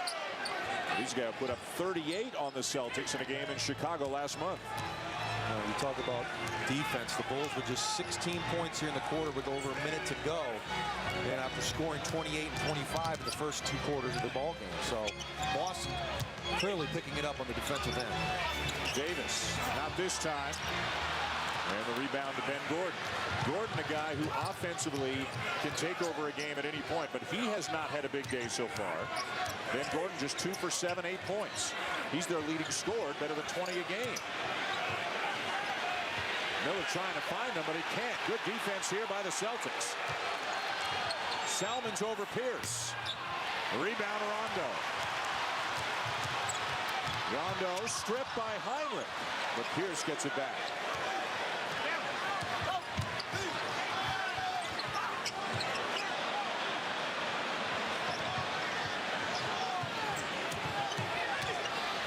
Davis back to Pierce. Shot clock at 4. Partially blocked by Salmons. Here come the Bulls. And Heinrich, the late whistle and the foul on Glenn Davis. I think the play was so good for about 4-minute stretch that now it's a sigh of poor basketball right now as John Salmons continues to struggle, just 5 of 14. I think he's feeling the effects of the groin. Chicago having major difficulty scoring the basketball in the last 4 minutes of this third quarter. The foul on Glenn Davis is 4th. He's the first player in the game on either side to pick up 4, and he'll sit down as Leon Poe comes back in. Tony Allen will check in as well. Davis and Poe have combined for 19 points and 6 rebounds today. Joe Kiminoa out. Derrick Rose back in. So Chicago going smaller and with a better offensive lineup here as they control the last 15 seconds of the quarter. Now here comes Ray Allen. Getting ready for like the Bruins and Canadians. They're changing wholesale changes, as we say. Or North Carolina Tar Heel. Yeah, that's true. Here's Rose.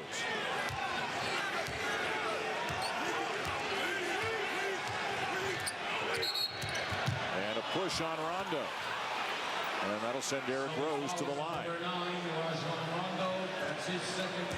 More NBA playoff action coming your way. It's on ABC. Game 1 between Detroit and Cleveland. It begins at the top of the hour, 3 o'clock Eastern time. A triple-header on TNT tonight. Philly, Orlando, Miami, Atlanta, and then New Orleans, Denver. And Game 2 Tuesday night of Houston and Portland on NBA TV. Well, that play right there, nothing good happens when you do not force the offensive player over a screen. That time Rose went away from the screen, and Rondo winds up getting a ticky-tack hand check call. But you've got to force the offensive player over the screen. It completely breaks down your defense when you allow that offensive player to go the other way. JB, with everything else that Derrick Rose has done in this game, he hasn't missed a free throw. Should be 8 of 13 field goals, 8 of 8 free throws. I mean, if he were a 10-year veteran, you'd be sitting here saying, man, what a game Derrick Rose is having. This is his first ever playoff game. Rondo. Is it a goaltend? It sure is. Count it. Pierce doesn't think so. Now, you were rarely up that high, so I know you don't really have the perspective to give us on that kind of a play. I got to get your dig in. Boston closes the quarter on a 12-4 run. And despite the best efforts of Derrick Rose, the Celtics have reclaimed the lead. They're up 1 going to the 4th.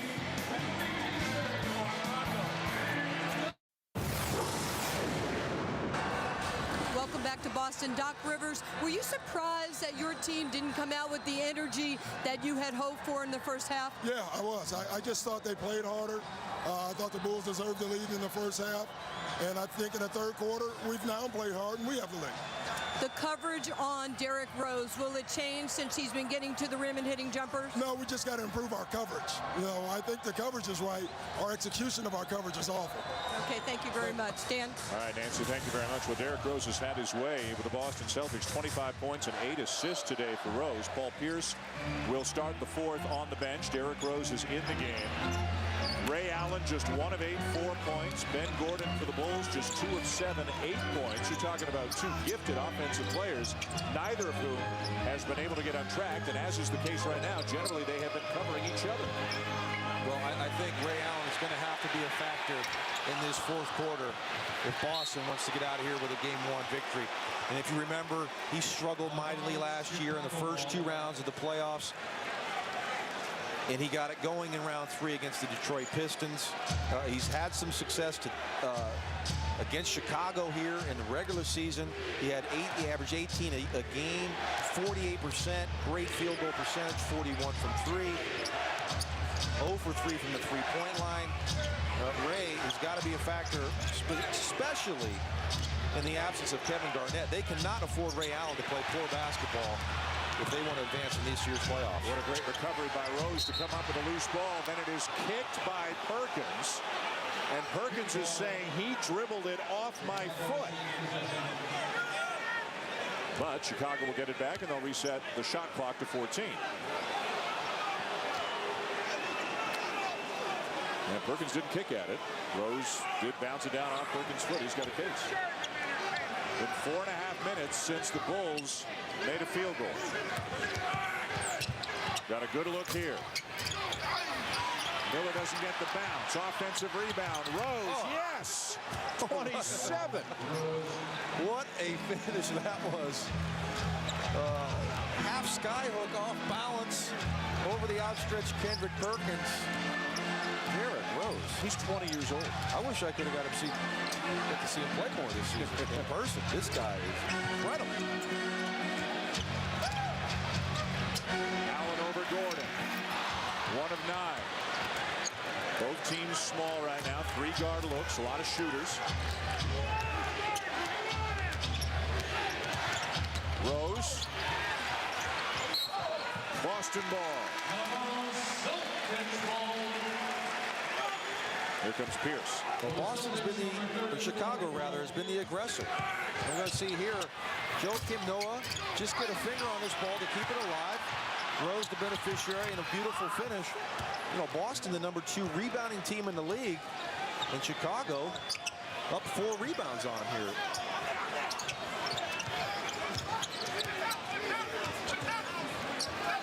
Poe won't take the shot. Dribbles into the defense and a reach-in foul on Joakim Noah.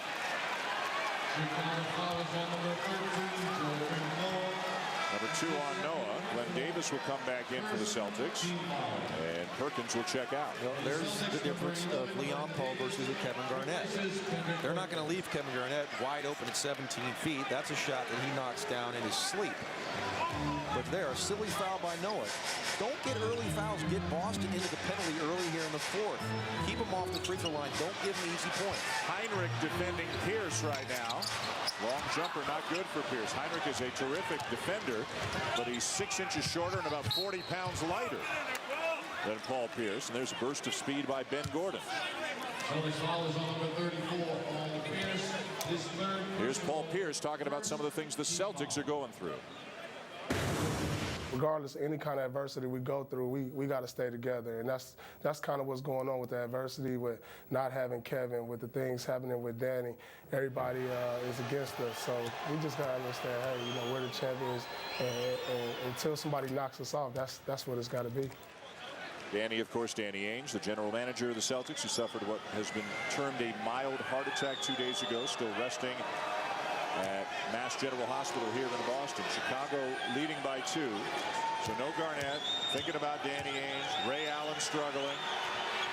And they're getting all they can handle from the Chicago Bulls. Let's go to Nancy Lieberman.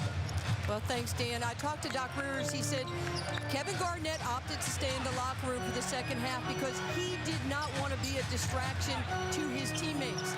Even though his teammates would rather have him on the bench, you can understand where KG just has so much anxiety. He felt it would be the best place for him. Dan? All right, Nancy, thank you. So KG not out here in the second half. Another rebound for Noah. That is his 12th. Heinrich. Gordon steps in, rattles out. Boy, the UConn guys, Ray Allen and Ben Gordon, are having some tough shooting luck here today. I was just thinking of that. Something in the UConn water as Noah with a beautiful block on Big Baby Davis. His third. Rose looking for help. Doc Rivers screaming for a travel. Gordon inside, misses the floater. Man, they are getting after it right now. Bodies flying everywhere. Eddie House.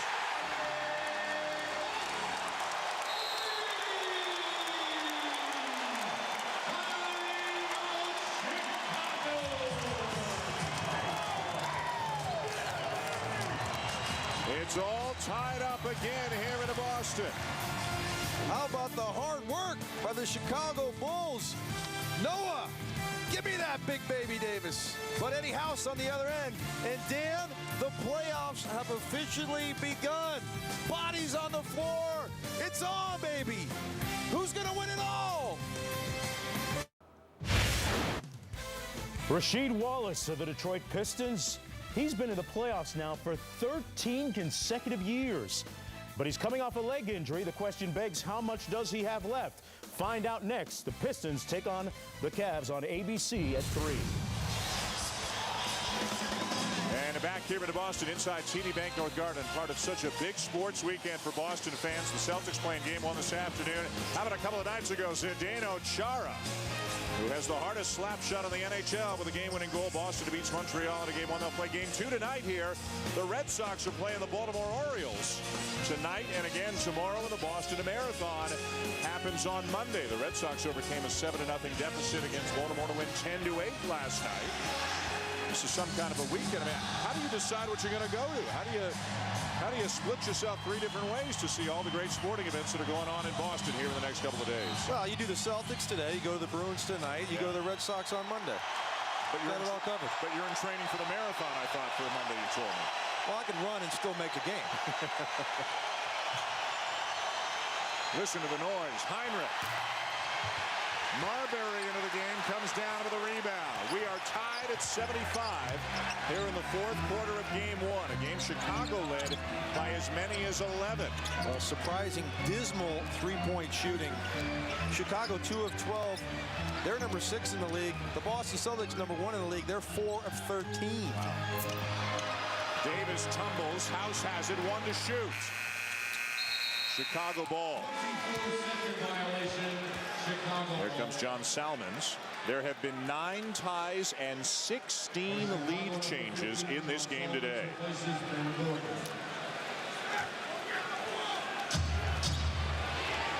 So here comes Rose, and how about some important minutes for Marbury trying to defend Derrick Rose, who's been unstoppable for most of the game. They're important, but they're not going to be very long. Rajon Rondo's got to get back in this basketball game. His Big Baby picks up his 5th.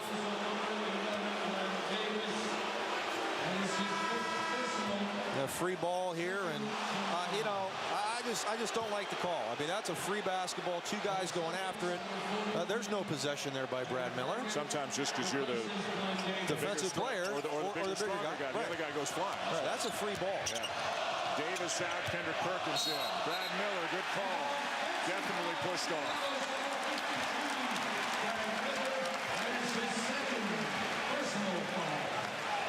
With Salmons returning, he's on Paul Pierce right now. Kirk Heinrich had him for a couple of possessions. Heinrich is now on Eddie House.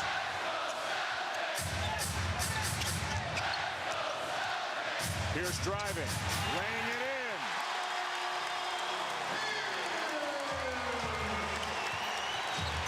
Derrick Rose all the way. What an explosion. That's after a Celtic layup. Derrick Rose, coast to coast, no one in front of him. That is unacceptable. Doc Rivers is hot on his defensive Boston Celtic. That cannot happen. 29 for Rose in his playoff debut. Poe, rebound Miller. How about the job Miller and Noah have done on the boards? Noah's got 14, Miller's got 10. Oh my goodness. He is out of this world. He is out of this world today. This is, what a tough shot. Another crossover away from a pick and roll. He gets undercut. A semi-jump hook going out of bounds. Derrick Rose has been nothing short of sensational today. First game of the playoffs? That's what they're telling us. Sure doesn't look like it. Hasn't missed a free throw? Nope. 8 assists. How about he has scored more points today than he scored in any regular season game? Is that right? Wow. Welcome to the playoffs, Derrick Rose. Look, you're not even respecting Stephon Marbury to shoot the basketball. A simple, wide-open three-point shot. Off baseline drive by Poe. Coming back, just his third game back from a knee injury. Rondo and Allen getting ready to check back in for the Celtics.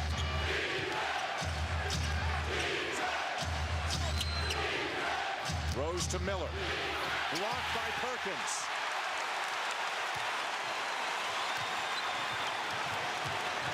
Marbury. And he turns it over. Salmon sniffed it out. Miller throws it away. House gets it back. Chicago ball. What a game. This is unbelievable. And look. Oh, that could be a flagrant there. That could be a flagrant foul.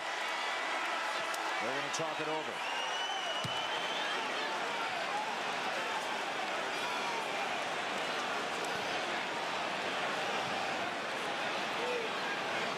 I think we're going to get a flagrant here.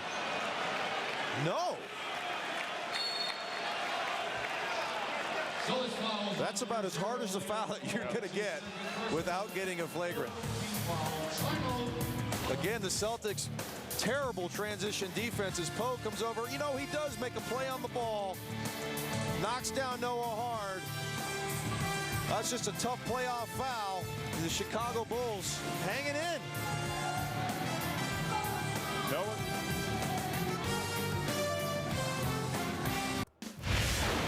Mark Jones back in the studio, less than 20 minutes away from the opening tip between the Cleveland Cavaliers, the NBA's best team, and the Detroit Pistons. That game over on ABC. LeBron's been on the cover of GQ, hosted ESPYs, but Dan Shulman still looking for that NBA title. Well, this could be the year. Sensational regular season for the Cavaliers, the #1 seed going into the playoffs. How about Derrick Rose, the #1 rookie, most would agree, in the NBA this year, and he has taken his game up a notch here in the playoffs, JB. Well, he's done it on the break in transition. He's got 8 assists. He's found Noah on numerous occasions, and his ability to get to the basket and finish with such power and strength with either hand over big guys. He's knocked down some jump shots as well. I don't know that you can play much better in your first playoff game than what we've seen out of Derrick Rose, and we still have half of the fourth quarter to go. What are his numbers going to be at the end of this thing? Again, 32 points is a career high. The most he scored in any regular season game this year was 27. It'll be Rose, Heinrich, Salmons, Miller, and Noah at the free throw line for Chicago. For Boston, Perkins, Poe, Pierce, Allen, and Rondo. Well, let's reiterate that the officials made the right call there. That was just a hard playoff foul. Leon Poe clearly going after the basketball. He made a play on the ball. Knocked him down. That's playoff basketball. And a good guy to foul. Noah, not a pretty shot to say the least. 68% though, not terrible from the line. 1 of 2. Chicago spends a lot of time working on their free throw shooting. Again, #1 in the NBA during the regular season. And Noah, as ugly as it looks, has actually improved. And there are guys shooting a whole lot worse than 68%.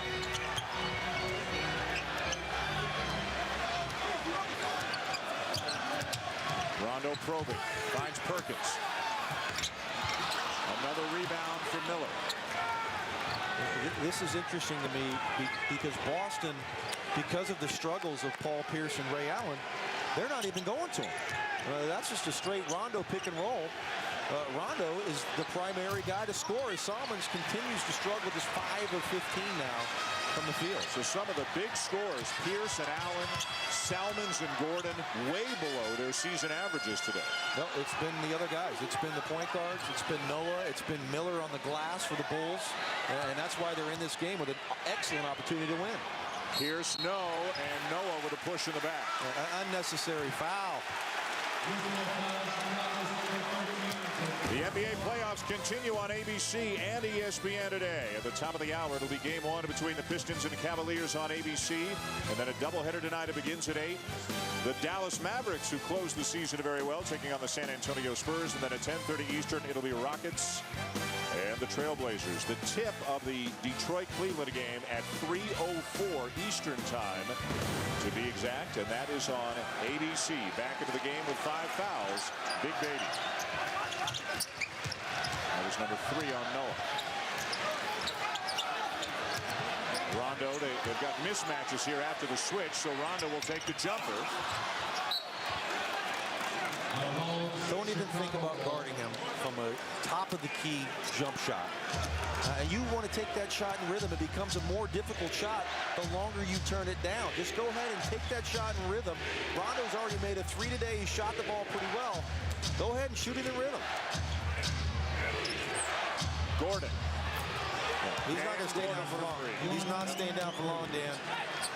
Once a shooter, always a shooter, and he's not going to be hesitant, that's for sure. First field goal since the first quarter for Ben Gordon, and Chicago's up by 5. Pierce slithers by Miller and lays it in. 16 for Pierce. And finally, Boston able to get a field goal. They're 4 of 15 here in the 4th quarter. Several times the Celtics have made a run. The crowd's gone crazy, and the young Bulls continue to respond. Miller from the baseline. Pierce the rebound. Well, Brad's got some good looks today, unable to knock it down as we see Rondo back on the break. Oh, what a finish.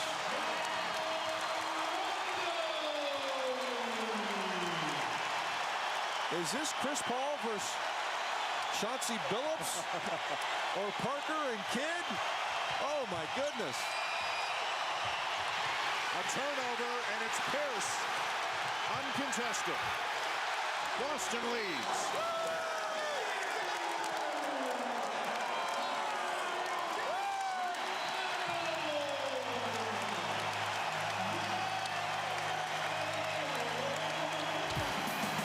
Well, it's been all about the point guards today. Rondo with the beautiful one-hand finish over Derrick Rose. Rondo been the stars thus far for Boston as they come back and take the lead. Woo! It's going to be a great finish. Coming up shortly on ABC from Cleveland, the Cavaliers begin their playoff ride, one they hopes will end in a championship. The team with the best record in the NBA, the team with LeBron James, open up their postseason against the Detroit Pistons. Game 1 coming up shortly on ABC.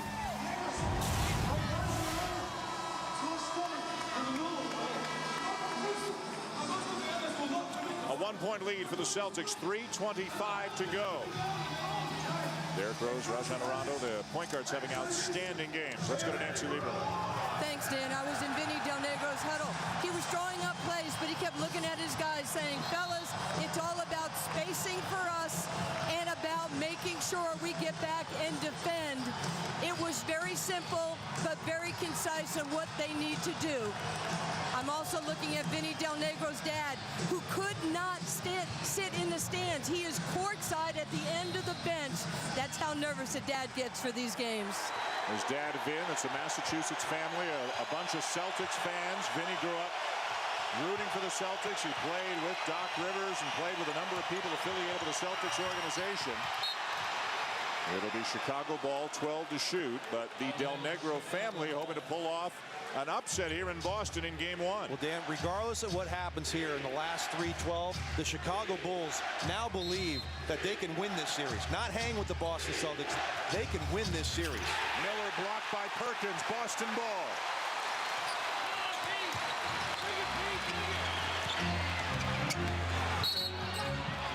And a push, a foul on Salmons. Just the third on the Chicago Bulls. No free throws yet. Third personal on Salmons as well. These two teams have met 3 previous times in the playoffs, and Chicago's never even won a game. Not even when Jordan had 63 in the old Garden? Right. Come on, Dan. That was in '86, a double overtime loss for the Bulls against the Celtics. They're going to win a game in this series. I can tell you that. Rondo. And Rondo fouled by Rose.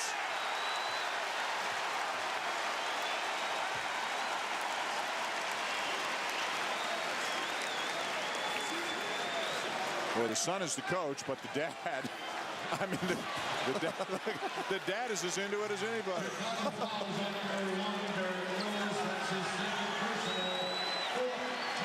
Rondo to the line. For a guy 6'1" and 170 pounds, Rondo is phenomenal on the glass. Well, he's got such long arms, great leaping ability, and his anticipation. That's the big part of rebounding. By that time, he misses his first attempt and goes right back up, goes for the tip, and gets hit. Again, the Chicago Bulls getting crushed on the Rondo pick and roll because they're going underneath the screen and they're unable to meet Rondo before he gets all the way to the basket. 2 big free throws for Rondo. 8-0 run for the Celtics.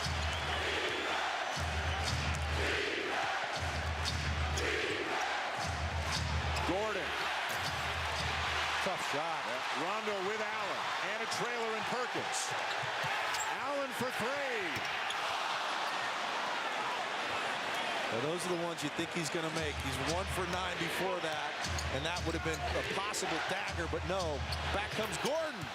Foot on the line. Ben Gordon can be lethal and can just fill it up with anybody in the NBA when he gets going. He brings the Bulls back within 1, 2:25 to go.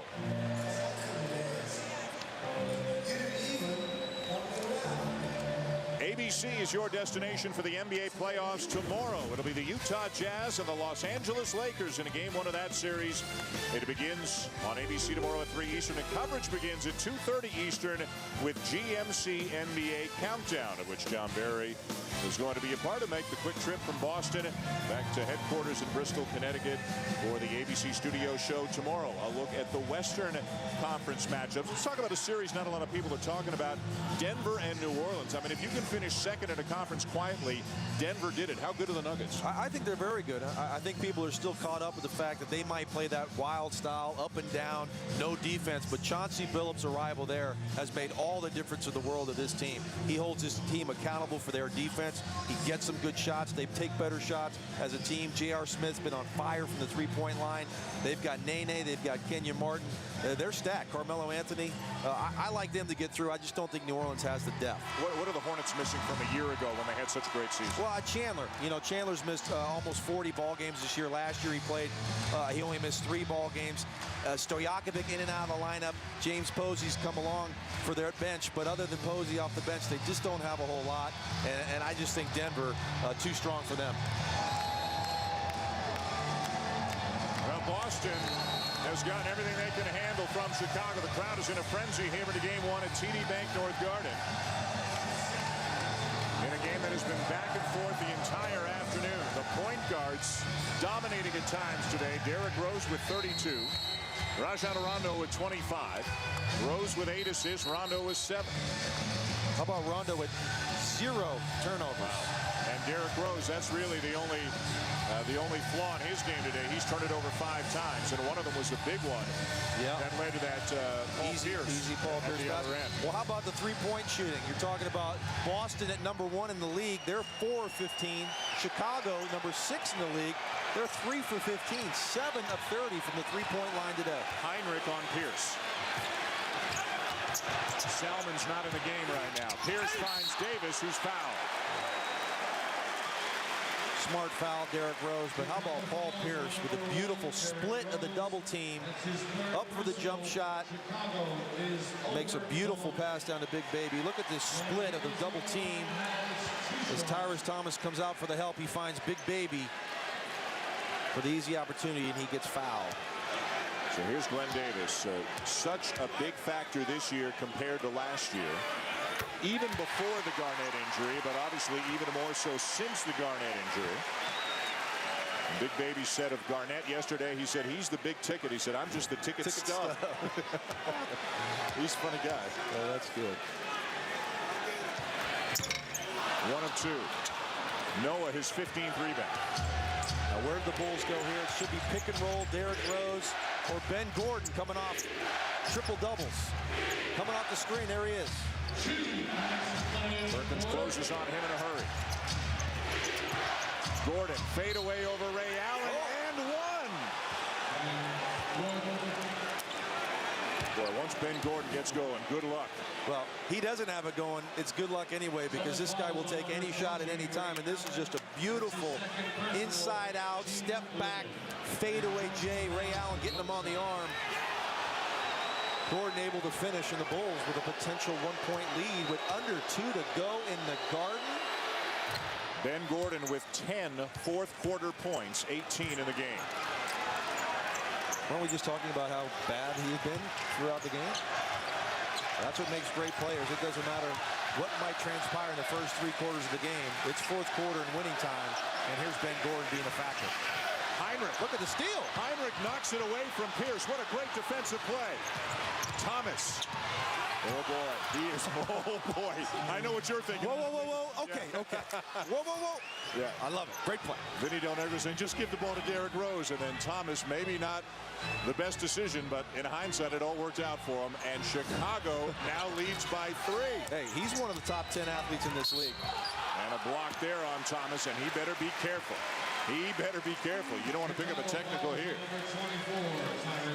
Well, how about Heinrich? What great defense. You mentioned it. They put him on Pierce the last couple of possessions. Pierce calling out a play, cradles the basketball, and Heinrich able to knock it away, and Tyrus Thomas goes the other way. No, no, no, no, Tyrus, wait. Okay, no, good shot. We'll take the 3-point lead. Rondo back to the line.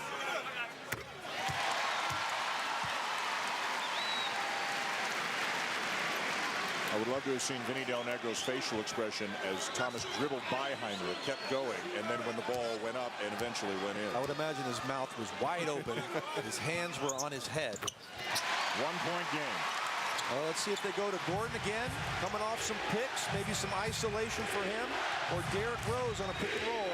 Looks like same play as last time down. Gordon going to come off the pick and roll. Gordon. 12 in the quarter for Ben Gordon. There's nothing easy about that shot. That was well defended. That's just better offense. Good defense, better O. Chicago by 3 with barely a minute to go. Rondo to Davis and a foul by Rose. Chicago fouls on number 1, Derrick Rose. That's his 4th personal team limit. Well, some of the big performances today for the Chicago Bulls. Rose in his first ever playoff game, 32-9.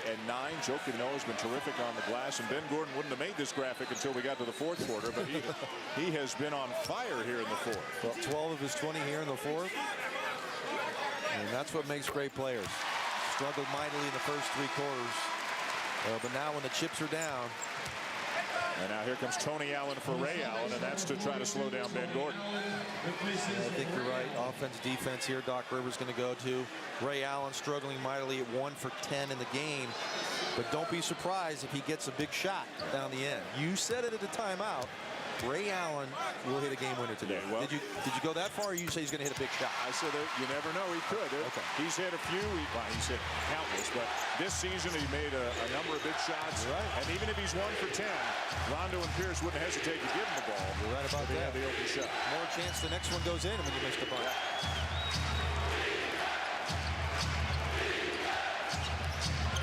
Rose off balance, and the tap won't go for Noah. Here come the Celtics. Noah stays down on the shot fake by Pierce. Here comes the help. And Heinrich with the foul. Pierce will shoot 2. What a smart play by Paul Pierce. 2 guys on him. No need if you're Heinrich to jump at that. You're not going to block this shot. You never foul a jump shooter.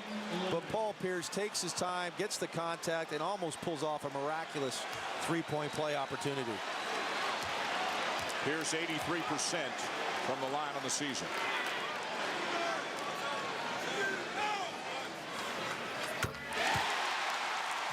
The Chicago bench down at the end there. There's Vinny Del Negro's dad, Vin Del Negro. I'm a little worried he's going to be at the scorer's table next time we see him. Where's his media pass? He started out in the 3rd deck, and here he is right on the court. Must be nice. Boston by 1.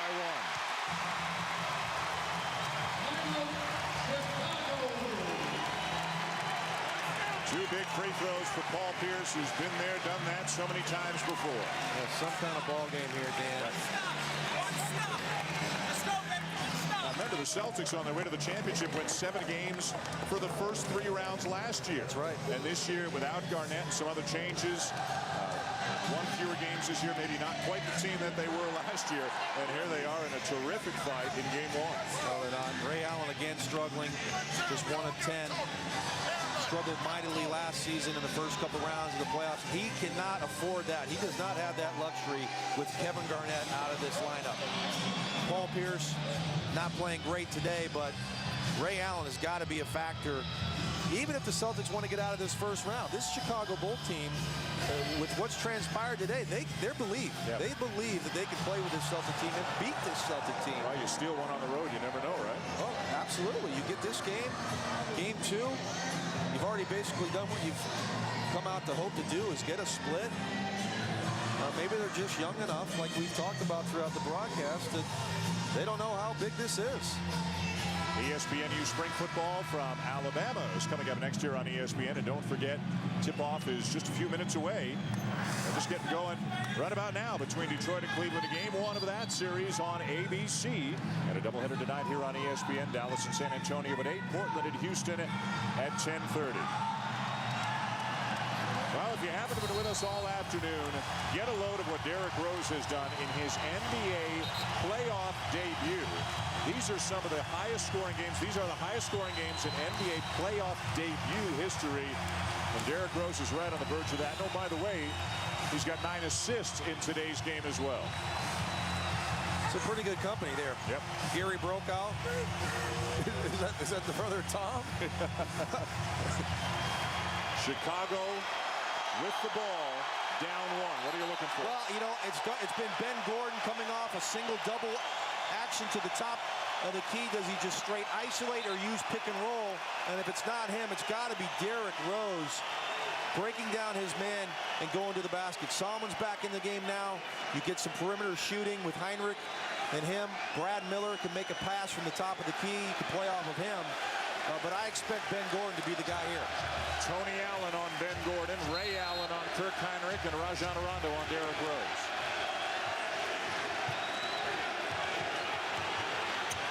Rose driving. Oh, goodness. Knocked out by Pierce. Count the basket. 34 for Rose. Chicago back on top. You don't see this, Dan. This guy is a rookie.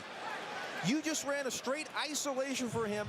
The crossover to go around Rondo and able to finish over Big Baby Davis. I've never seen a guy this calm, cool, and collected in the ball game like this. This is a tremendous performance from Derrick Rose. Boston ball when we come back. A quick update from the studio with Mark Jones. All right, Dan, over on ABC, the Pistons and Cavaliers in Game 1 of that Eastern Conference playoff series. Detroit lost the season series against the Cavaliers. Right now, the game tied at 4 apiece. LeBron James made his opening field goal of the game, and a nice drive right there to put the Cavaliers up by a couple of points. Remember, Dan, they were 39-2 at home this year. Back to you. And as you well know, Jonesy, had they not rested people in the final game, would have been 40-1, lost to Philadelphia in the last game of the season. Here's Chicago trying to pull off a Game 1 upset in Boston. 95-94 Chicago. Derrick Rose with 34. It's Boston's ball with 31 seconds to go coming out of the timeout. You really don't have time for 2 for 1. You only have 7-second differential. So unless you design a play that is a catch-and-shoot play, which you can do, they could get a 2 for 1, get another possession, but I don't think we'll see that. I think this has got to be a Paul Pierce at the top, isolation. If someone comes to double, you know they're not going to leave Ray Allen. They can leave Big Baby, they can leave Rajon Rondo or Perkins, but I would assume that we go Paul Pierce, top of the key. You wanted to put it on the floor, put the onus on the official to make a call, get some contact, and maybe get to the line. 22 lead changes in this game today. Chicago by 1. Now Solomon's back on Pierce, a little more size in case they try to post Paul Pierce. Heinrich on Ray Allen. Allen gets it off. And who gets the rebound but Rondo? Over Noah.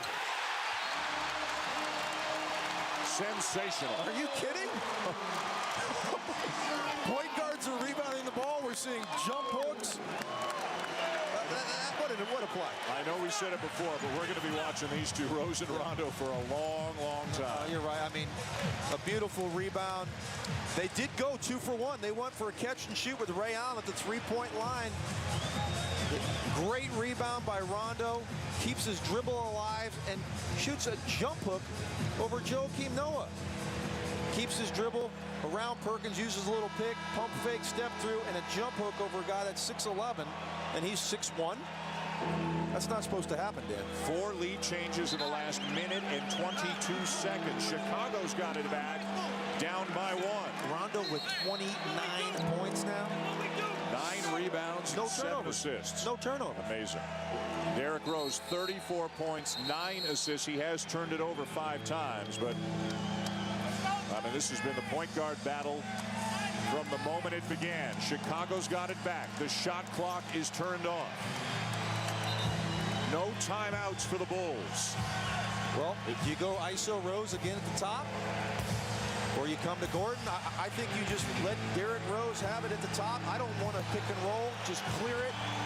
1-4 action and let him get to the cup. He's done it all afternoon long, and now it's Gordon's turn. Off the side of the backboard. Still loose. Chicago's got it. Still plenty of time. And a travel.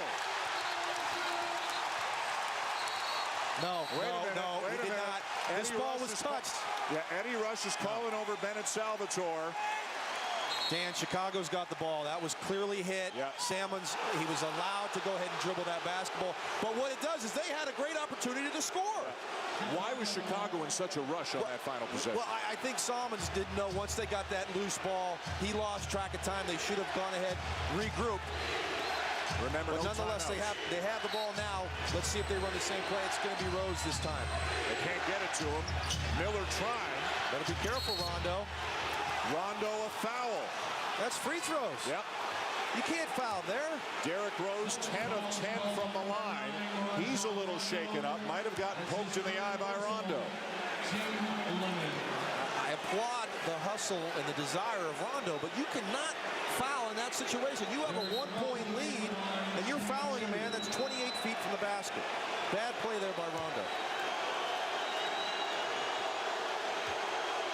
Well, he hasn't missed one, Dan. You said it, not me. So let's see what happens. Ooh, nothing but nylon. He's pretty relaxed and calm out there, isn't he? Are you kidding me? It is deafening, and what he's facing, what he's seeing, and he's shooting the free throws, but well, he looks like the calmest guy in the building. Now, I'm surprised that Chicago elected to go to Gordon on the previous play. Rondo is limping. Rondo is coming out of the game. Stephon Marbury has just come in. Rondo has limped to the bench. Well, we're going to get a timeout here regardless, make or miss, by the Celtics.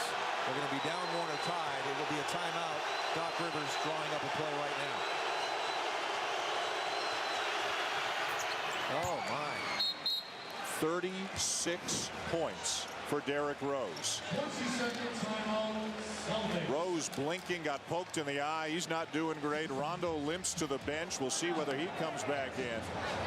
2 huge free throws for the rookie, playing in his first ever NBA playoff game. Most points ever by a rookie in his playoff debut. That's a pretty solid group Derrick Rose has just joined.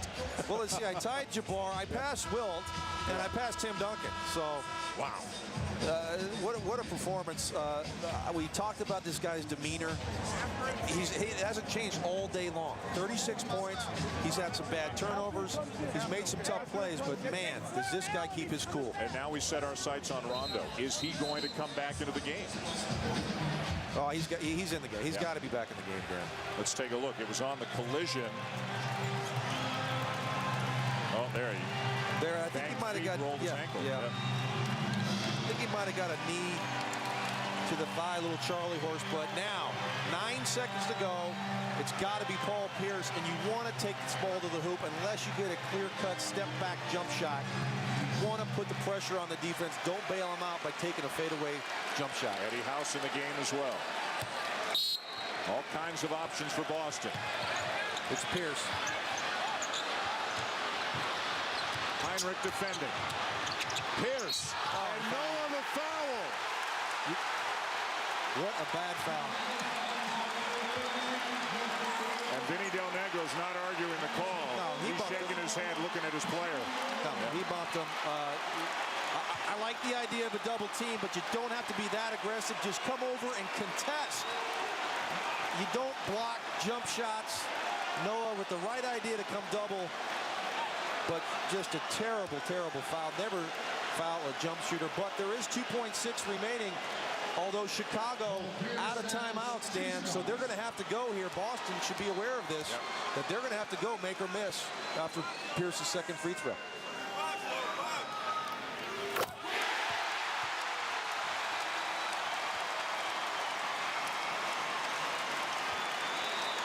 Marbury in for House. Well, 2.6. You got to have a long play designed here if you're Vinny Del Negro to try to get yourself as good a look as possible. I would imagine it's something for Ben Gordon on the run. Tony Allen in for Ray Allen. And Tony Allen replaces Ray Allen. Who's got who is what the Celtics are trying to figure out right now. Here's the second free throw. 2.6, a lot of time, Dan. They don't have to hurry. Well, you have to hurry, but you don't have to. You get a good look. Oh, he missed it. Overtime in Boston. Paul Pierce misses the second free throw. And we are not quite done yet. Yes, 5 more. Yes. The Celtics and Bulls are going overtime at TD Bank North Garden. He missed the second. Vinny Del Negro's dad loves it. We got OT.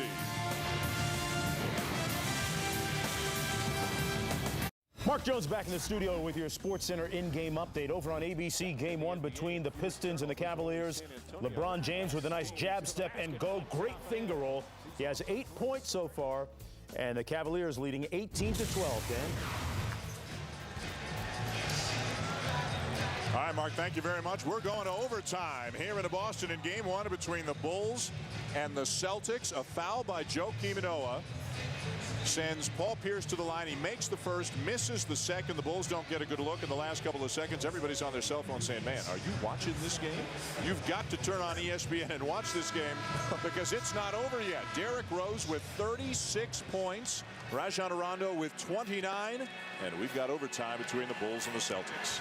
And we've got a hockey game at 8 p.m. Yeah, and we got a lot of people who are waiting to get out here and tear this floor up so they can get ready for the hockey game tonight. Playoff game between the Canadians and the Bruins. But that'll have to wait at least 5 more minutes. They better hope that they don't go another one, but I'm hoping we do, because this has been a point guard battle for the ages. These guys have just gone after each other. Absolutely incredible. Paul Pierce, of course, a great free throw shooter, great clutch player. Second free throw. Wow.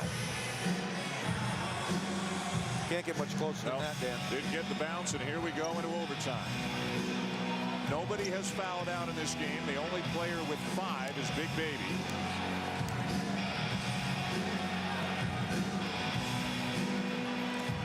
Well, now Ray Allen can still make a big shot for you, like you predicted. Ray Allen just 1 of 11, 4 points. Wow. Ben Gordon was ice cold until the 4th quarter. He got 12 points in the 4th quarter. Davis, yes! Pretty nimble for a 290-pound guy. Well, very nimble, use the left hand underneath the basket. He's not a guy that can play above the rim. So use that rim as an extra defender, and he did a great job of that. Gordon over Allen. Allen must have gotten a piece. Allen can't control it and fumbles it out of bounds back to the Bulls. Wow. This is so reminiscent of his early playoff struggles last year. Fumbling the ball out of bounds. That's the second or third time we've seen that, Dan. Struggling to shoot the ball, obviously. Ray Allen better come out of this funk if the Celtics have any aspirations of getting out of this series. Thomas. A big jumper for Thomas, and that's assist number 10 for Rose. Well, that was by design. Boston stayed 2 guys on Derrick Rose. Big Baby came over, and they designed that for Tyrese Thomas to take that shot. And now Thomas called for the block on Rondo. Number 5 on Thomas. Well, both of these teams having major difficulties of going underneath the screens on both of these point guards. It's easier said than done, because these guys are so quick, they're so hard to meet on the other side. By the time you get there, they're gone. But it's the only way to play it, right? No. You can change up the coverage. You can give a nice hard show with the big guy and just force him to go out towards half court and then get back. Can't give him a direct line to the basket as Pierce misses the elbow jumper. Rebound number 17 for Joakim Noah. Other than the bad foul right at the end of regulation, Noah has been outstanding today. Yeah, it's hard to fault him. That was a great effort play, but Salmons. A big jumper for John Salmons. And Chicago goes back on top.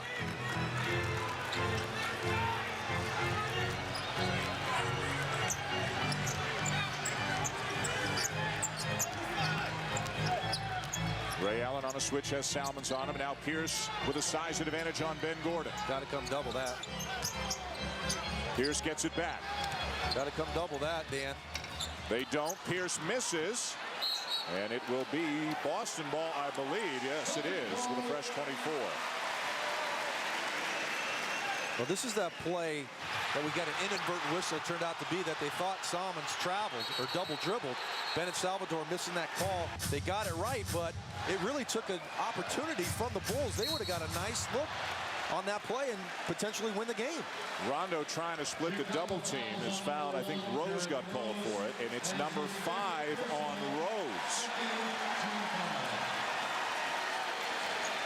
Well, here the pick and roll again. Tyrese Thomas cannot allow the man to split the double team. Got to come up closer to the man that's making the screen. You should be in contact with him, so there's no space for Rondo to get through. Tough spot for Rose. He's got to be careful. Very careful. They can't do it without him. I mean, he's been the dominant player in this game. We can put Lindsey Hunter in an oven and see if he can warm up. And Boston turns it over. Was that Rondo's first turnover of the game?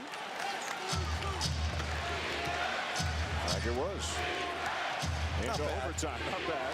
50-some odd minutes in the game. I mean, we forget he's only in his 3rd year. That's right. Terrific, of course, last season. But compared to Rose, he's a grizzled veteran. Gordon, nice feed. Thomas spinning, kicks it back out. Gordon got Allen in the air. And does not nail the three. This three-point shooting by both teams has been dreadful. 3 for 17 now for Chicago. Boston not much better at 4 of 16. Nope. That's 25%. I can't figure out the other one. Again. 4 of 16, right? Worse. Again, that'll keep a Barry awake at night for 17. That's just, you wouldn't eat at my house, Dan. Pierce. Rose on him this time. You got to come get the ball out of his hands. Yep. Rose has 5 fouls. Oh, Rose almost fell on Pierce. Perkins gets the bounce to tie the game. That was very nearly the end of Derrick Rose. That was very nearly a 3-second call. Perkins seemed to be in there forever. Thomas over Davis. Oh, how about Tyrus Thomas knocking down jumper after jumper? Just like we said, Dan, we love him outside of the perimeter. First page in the Bulls playbook. 14 for Thomas, 7 of 10 from the field. On a switch, Pierce over Rose, tie game. Pierce said he got hit on the elbow. Michael Smith, the official, didn't agree. Dan, I'm just saying you've got to take the ball out of his hands. There's nobody that can guard in there. He can get that shot anytime he wants. Make someone else on this Celtic team beat you. Rose with a burst of speed. Thomas. Travel. Oh, 3 seconds. 3-second call.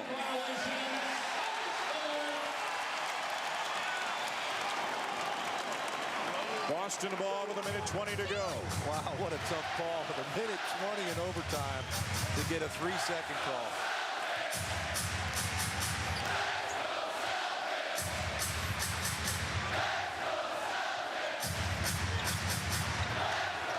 Pierce again, one-on-one with Rose. Not this time. Look at Thomas. That is just leaping ability. He lost it to Rondo, but then Rondo stepped out of bounds. You know, Chicago very fortunate Pierce has not made those shots. But don't you want someone else to come out and beat you? Rondo with a nice sip there. He said he was on the out-of-bounds line, but I'm not letting Paul Pierce ice. That's what he wants. Yeah. He can shoot over anybody. Take the ball out of his hands. Well, Paul Pierce has made things happen not only for himself here in overtime, JB, but for others as well. Well, it's always him at the top. And he's very capable of finding players, unselfish. He doesn't take bad shots. Perkins has been huge in the paint, started early in this game. And Tyrus Thomas, a guy that we said we didn't like to see that jump shot, but he's made him with regularity today. And Paul Pierce back on the other end. He's always going to be able to get his shot over Derrick Rose, and he's able to knock that down. And we're tied. Still 52 minutes into this game, right? 51-40, 51-57. There you go. Is that what it is? There you go. ABC is your NBA destination tomorrow. It's the Utah Jazz and the LA Lakers in a game one of their series. It begins with GMC NBA Countdown. John Barry, a part of that show at 2:30 Eastern Time. Then it's Kobe and the Lakers against De'Aaron Williams and the Jazz. Boy, if this game is any indication of the kind of excitement we're in for in the NBA playoffs this year, buckle up and enjoy the ride. Look at the Western Conference brackets. A lot of people keeping an eye on a very young, talented Portland Trailblazer team. Houston lost out on a home court advantage after losing in their season finale to Dallas. San Antonio taking on Dallas, who's playing very well in Denver and New Orleans. What do you think about that one? San Antonio, Dallas. What do you think? Dallas is playing well. They are playing real good. They just did their last game. Did the Wednesday game. You saw the game. Jason Kidd's playing great. Yep. Nowitzki's playing great. Josh Howard, maybe the X factor for that. That's exactly what I was. Where is Josh Howard? This guy has been an all-star. He has got to play at a high level. If he does, I really like the Dallas Mavericks' chances to win that series. Jason Terry, of course, supplying 20 points a game off the bench. Bulls ball with just over a minute to go here in overtime. And who else but Rose? 36 points and 11 assists for the rookie. Double down here for Gordon. Thomas. Are you kidding? That's one step inside the three-point line. Another long jumper for Tyrus Thomas, and Chicago leads again. He's got 6 points on 3 jumpers here in overtime. Pierce gives it up. Rondo. Now Davis. Inside, no. And the Bulls have it. And a foul called on Boston. I think that's all. Big Baby is done. What a performance by Tyrus Thomas. Yep. I mean, how many guys have stepped up in this game? It's Thomas knocking down jump shots. It's been Rose from the outset. Great defense here. Good help by Noah. A step through. Rose is even there to contest the shot, and then Thomas back up to get that rebound. He's knocked over by Big Baby Davis, who just fouled out. Vinny Del Negro, as we take another look at the last shot, Tyrus Thomas. Vinny Del Negro said it was before the game. I've got a rookie starter, that's Rose. I've got a second-year starter, that's Noah. And I've got a third-year starter, that's Thomas. That's how young they are. And all 3 of those guys have played great here today. They've been absolutely huge. Let's go back to Mark Jones in the studio. All right, Dan, Mark Jones with a SportsCenter in-game update. Over on ABC, LeBron James out of the gate quickly, has 12 points. Great explosive move to the hoop and the strong finish. You know, Mike Brown, their head coach, told me recently the chemistry of this team is better than any team he's ever been associated with. Passes like that shows that they are on the same vibes. Zydrunas Ilgauskas with the layup. Cavs by 3. Dan, back to you. All right, Jonesy, thank you. Got a 2-point lead here for Chicago, just 32.6 seconds to go. And what can you say about Derrick Rose and Joe Kiminoa and Tyrus Thomas, the baby Bulls, if you will? Look at the afternoons that they've had today. Well, 17 rebounds, just dominant down there. After Perkins got off to a great start early in this game in the paint, Noah has more than made up for that. He has been terrific. He's blocked shots. And Thomas, just great athleticism, knocking down jumpers. He's taking the ball out on the break. I love his athleticism. And Derrick Rose has just been unflappable. I love his demeanor. Noah's gone out right now. Brad Miller has come back in. You know, Miller not shooting the ball well, but he's got 12 rebounds off the bench, too.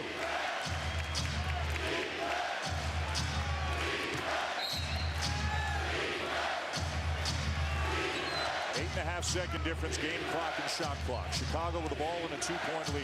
Little isolation, Derrick Rose. See if they come up with a high pick from Brad Miller or just let him isolate. Here comes Miller. And here goes Rose. Thomas again. Not this time, rebound Pierce. Timeout Boston, 11.6 to go.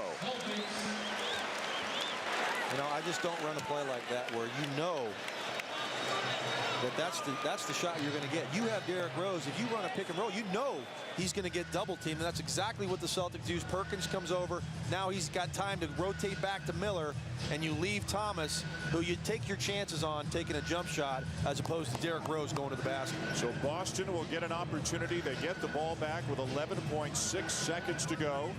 Yeah.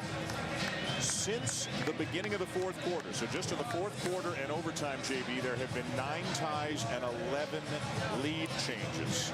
This has been some kind of a start to the NBA playoff season. There's a lot of praying going on in this building right now for these Boston fans who are watching their Red Sox and their Bruins and their Celtics and everything going on here in Boston all at the same time. But what a game one this has been. And I think Boston's going to come out here and go to Paul Pierce right at the top of the key again.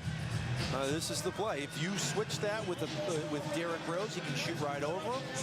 And if I'm the Chicago Bulls, I am running at him and taking it out of his hands. Make Rondo shoot a jump shot. Now Leon Poe is in the ballgame, or we'll see what kind of lineup Doc Rivers comes out with. I'd put Eddie House in the game. Pierce has been terrific in the second half after a slow start. He's got 23 for the game. I'm going to him. Bulls with a foul to give. How does that factor in? Well, yeah, you definitely use that. You like, if they're going to isolate Pierce, wait till he makes a move and puts it on the floor. Obviously, you want to be careful that he doesn't get into a shooting motion. Yeah. But don't just waste it when he's not trying to make a move to the basket.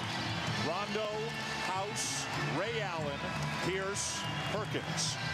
Well, great idea here, Doc Rivers. You're going to put shooters all around the floor. Cannot leave House. You cannot leave Allen. Rondo will probably stay around the basket as well as Perkins, so you can't double from the basket area. Pierce should be at the top with shooters on each side. Salmons on Pierce. Rose on Rondo. Heinrich on Allen. And Tyrus Thomas on House in the one mismatch. Big against small. Rondo fouled by Rose. No basket. No basket. And Rose has fouled out. Timeout Boston. Well, there was their foul to give. I don't want Derrick Rose being the guy that does that in case Boston ties this game up.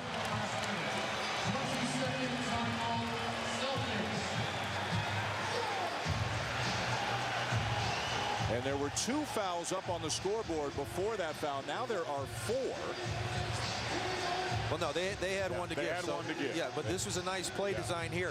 It's a fake handoff to Pierce, and there goes Rondo. Caught Rose off guard. He wasn't ready for Rose to take the ball to the basket. You know, I would bet that Doc Rivers did that on purpose, saying, you think we're going to Pierce, let's fake that handoff and go to the basket and get a foul. Back here in a moment. First back to the studio again with Mark. Thanks a lot, Dan. Mark Jones with your SportsCenter in-game update. Over on ABC right now, Cleveland against Detroit, Game 1, and Daniel Boobie Gibson, a key element off their bench, hitting the long-range jumper. Cavaliers by 5 over on ABC. Back to you, Dan. All right, Jones, you're looking forward to tuning into that one whenever this one is over. 10.3 left to go in overtime. Boston with the ball, down by 2. Derrick Rose has fouled out. So it's Thomas, Noah, Salmons, Heinrich, and Gordon for the Bulls. And it's Pierce, the Finals MVP of a year ago. Driving, lost it. And Boston will have it with 3.7 to go. And a 20-second timeout. Boy, it didn't look like anybody touched that. But Paul Pierce going to the basket, putting the onus on the officials, trying to get some contact and get back to that free throw line to tie this up. Now you have an out of bounds underneath down 2. Certainly changes things. You're more accustomed to making play calls from out at the half court area than from underneath the basket. And no timeouts left for Boston.